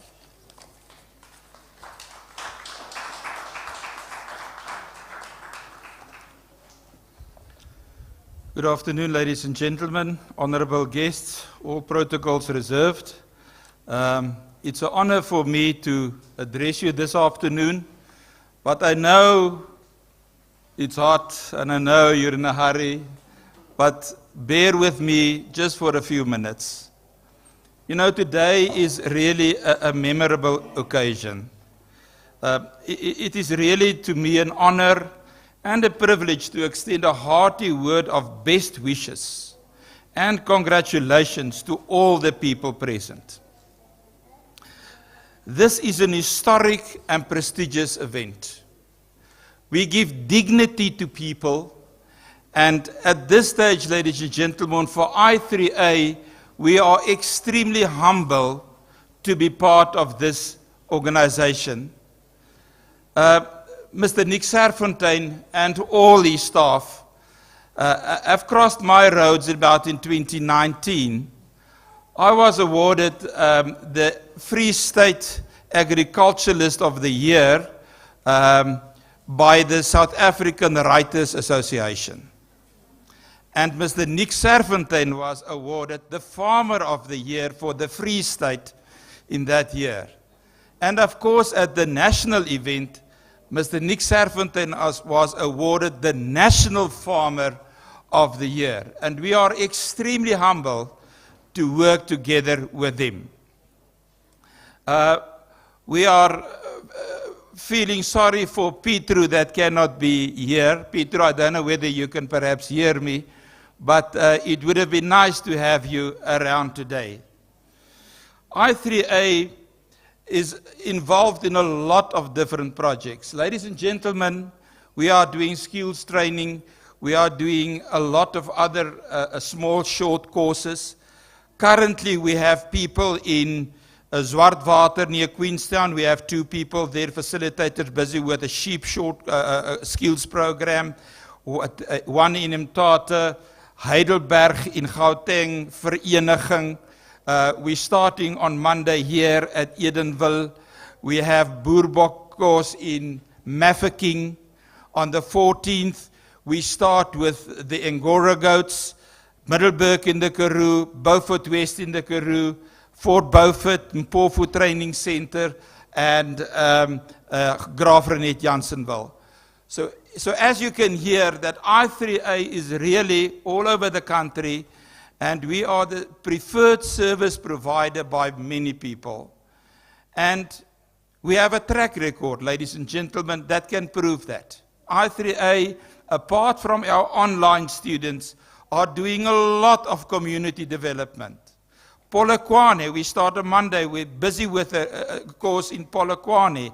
There's another one coming up in KZN, for instance. So we're working with different organizations. But the organization that we've been dealt with for the longest time, our close friends, is the Sernick Group. And this is why I'm so honored. And we all can give Sernick Group a big cheer for what they do for the community. Ladies and gentlemen, Mr. MC, today we celebrate the achievements of the students who successfully completed their courses. It took hard work, it took perseverance, and the support of the families. The students are empowered with knowledge, and extremely important, I think, hope is created. The students are fortunate for this wonderful opportunity of learning. Congratulations to all of you. My best wishes accompany all of you. Thank you.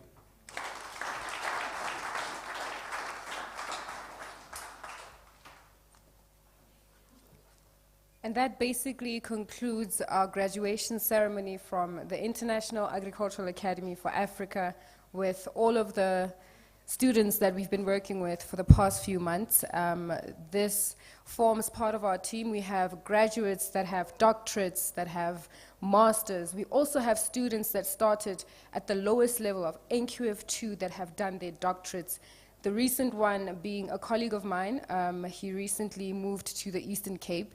He has just graduated in his PhD, and it's amazing that he started with an NQF level 2. And that is a success story that I believe that farmers need to hear anyone in agriculture needs to hear so that we can continue inspiring the youth and inspiring those who came before us to show them that we're not letting go of the knowledge that they have left with us. We're going to still continue doing what we know how to do, and that is agriculture. Other than that, I would like to call upon Isabel to just come stand in place of Mr. Nick Serfontein to give the vote of thanks.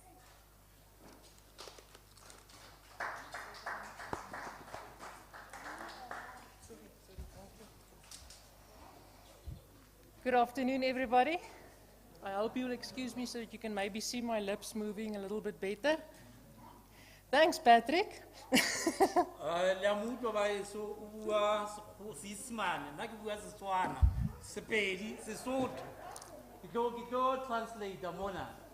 Ek kan net Afrikaans praat, ek kan nie Engels praat nie. I would really like to thank all of you, each and every one that stayed right until the end.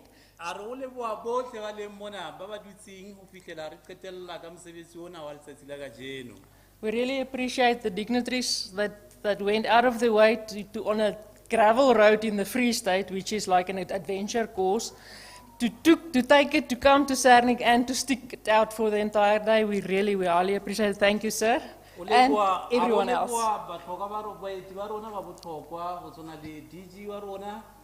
HOD ya rona le MEC ya rona DG wa rona o ratle mona o nkile tsela ya mmu o fihla o ra fihle mona a batla go bona re ditsela di bjang so a re wa leboa holo o leboa le lona botlhe diwai ba le leng mona o fihla nako ena le leng le rona mona. Thank you very much, guys. Then I3A for being here and for what you are doing for agriculture, for empowering my people, because I am a Free Stater, so this is my people. And now we're moving into Northwest and all sorts of other provinces as well. But Sernick started in the Free State, so thank you, I3A, for everything you've done. And congratulations to each and every graduate. And the future graduates that will be here next year, we're looking forward to having you on the red carpet. Okay, sorry. Sorry. Are o leboa I3A mosebetsi o motle o lo etsang o lo dirang ke Sesotho ke o re le empowere diwai tsa rona gore ba thole thuto e keleletseng ka fane gore ba tle ba kgone o tswella ka thuto e o le ba fang yona a re yena e le motho wa o tswa Limpopo a tswa Free State ona Vivo a re e le motho wa Free State a re o thabile haholo o bona ba habo mona ba graduate ibile ba thotse kitso ba thuto eo ya o tswa ho I3A tswella pele mme Kan ek nou maar gaan? Then I would like to thank Nick in his absence. Nick, thank you very much for everything you've done for us, for letting us use your facilities, and for opening agriculture to so many more people. It is highly appreciated. Baie dankie Nick. Ons waardeer alles. A re o leboa monga sebaka sena ho tsotlhe tsa di direlang di wai tsa rona le batho botlhe ba tholang training mona tsotlhe se ka monga tsona a re ra mo leboa monga sebaka sena a dulentse a tshwara a tshwere beao ha o leboe le nna na swella En dan wil ek baie dankie sê vir Patrick.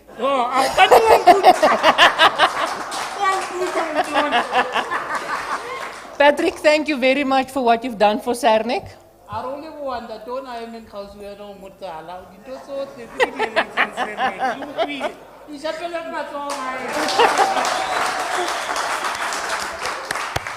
Guys, without Patrick, there will not be a Farmer's Day. He organized everything from scratch. Every last detail went through this man's very capable hands. He's a very strict boss. Things will happen the way he organizes it, and here's the results. There's a reason why he's in charge. Hey, say wat ek gesê het. I can't speak it, but I hear you lying now. Okay, then for Mervent for opening, I see she's left us now, but for opening this morning with prayer and the scripture, the lesson in there was heard, and I wish we should all take it out to the rest of the world we're going to now. A re o leboa Mervent ka pulo eo le molaetsa wa lengwalo la Bibele la re fileng lona le go bulela ka thapelo re a mo leboa ha re tse go santsana le teng mona empa wa leboa. Then all the other speakers, I'm not going to name them all, but we've had a wonderful string of lessons here today. Nice videos, very good speakers, some nice demonstrations.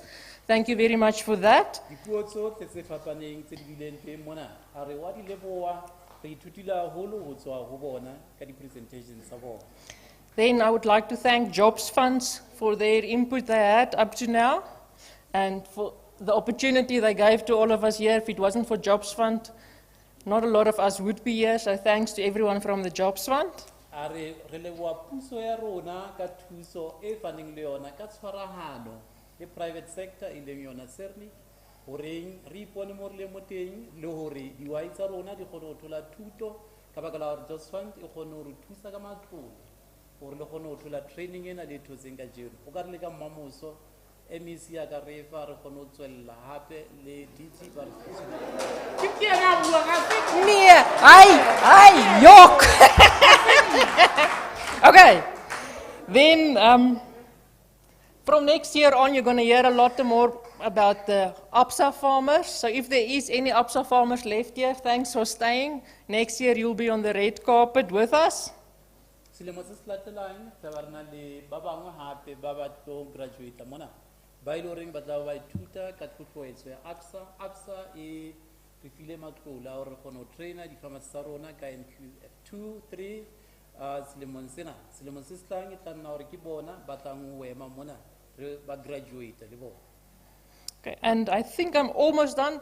Just another word of thanks to the technical team, the IT team, the TV team, I don't know what to call you, for helping us to do this live stream. Thanks to you, we've managed to reach a whole new audience. We highly appreciate all the hours you put in to make this happen. A re o leboha lona mo hodimo mo ha di kile la etsa hore batho ba lefatshe lena lotlhe ba kgone ho thola molaetsa ba bone tsohle tse re di etsang mona. Surita a re wa leboha lona ba media ha le bile teng mona le lona ka mo bo agriculture communication ra le leboha le bile teng mona ra thaba hore ena e tla tsebala hohle mona ka lona. Baie dankie. Ke a leboha. A re wa leboha. Thank you very much. Thanks. Wa leboha. Baie ke a leboha. Dankie julle. Leboha. Leboha. Okay.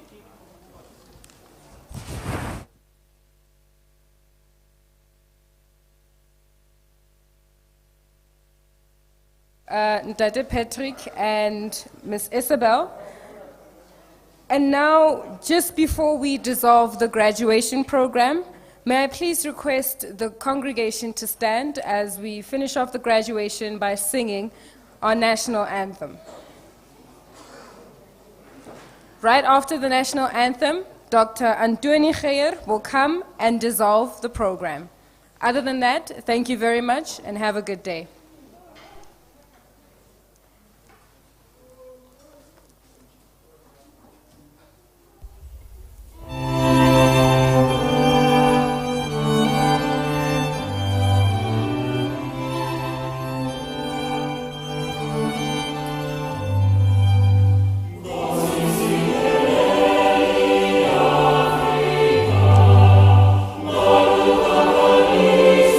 Bye.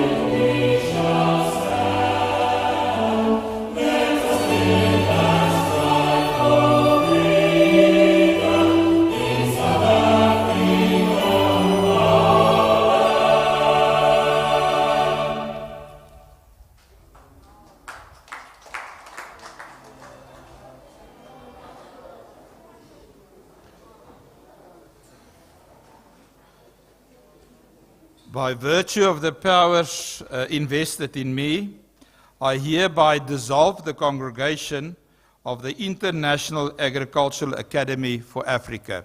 Thank you.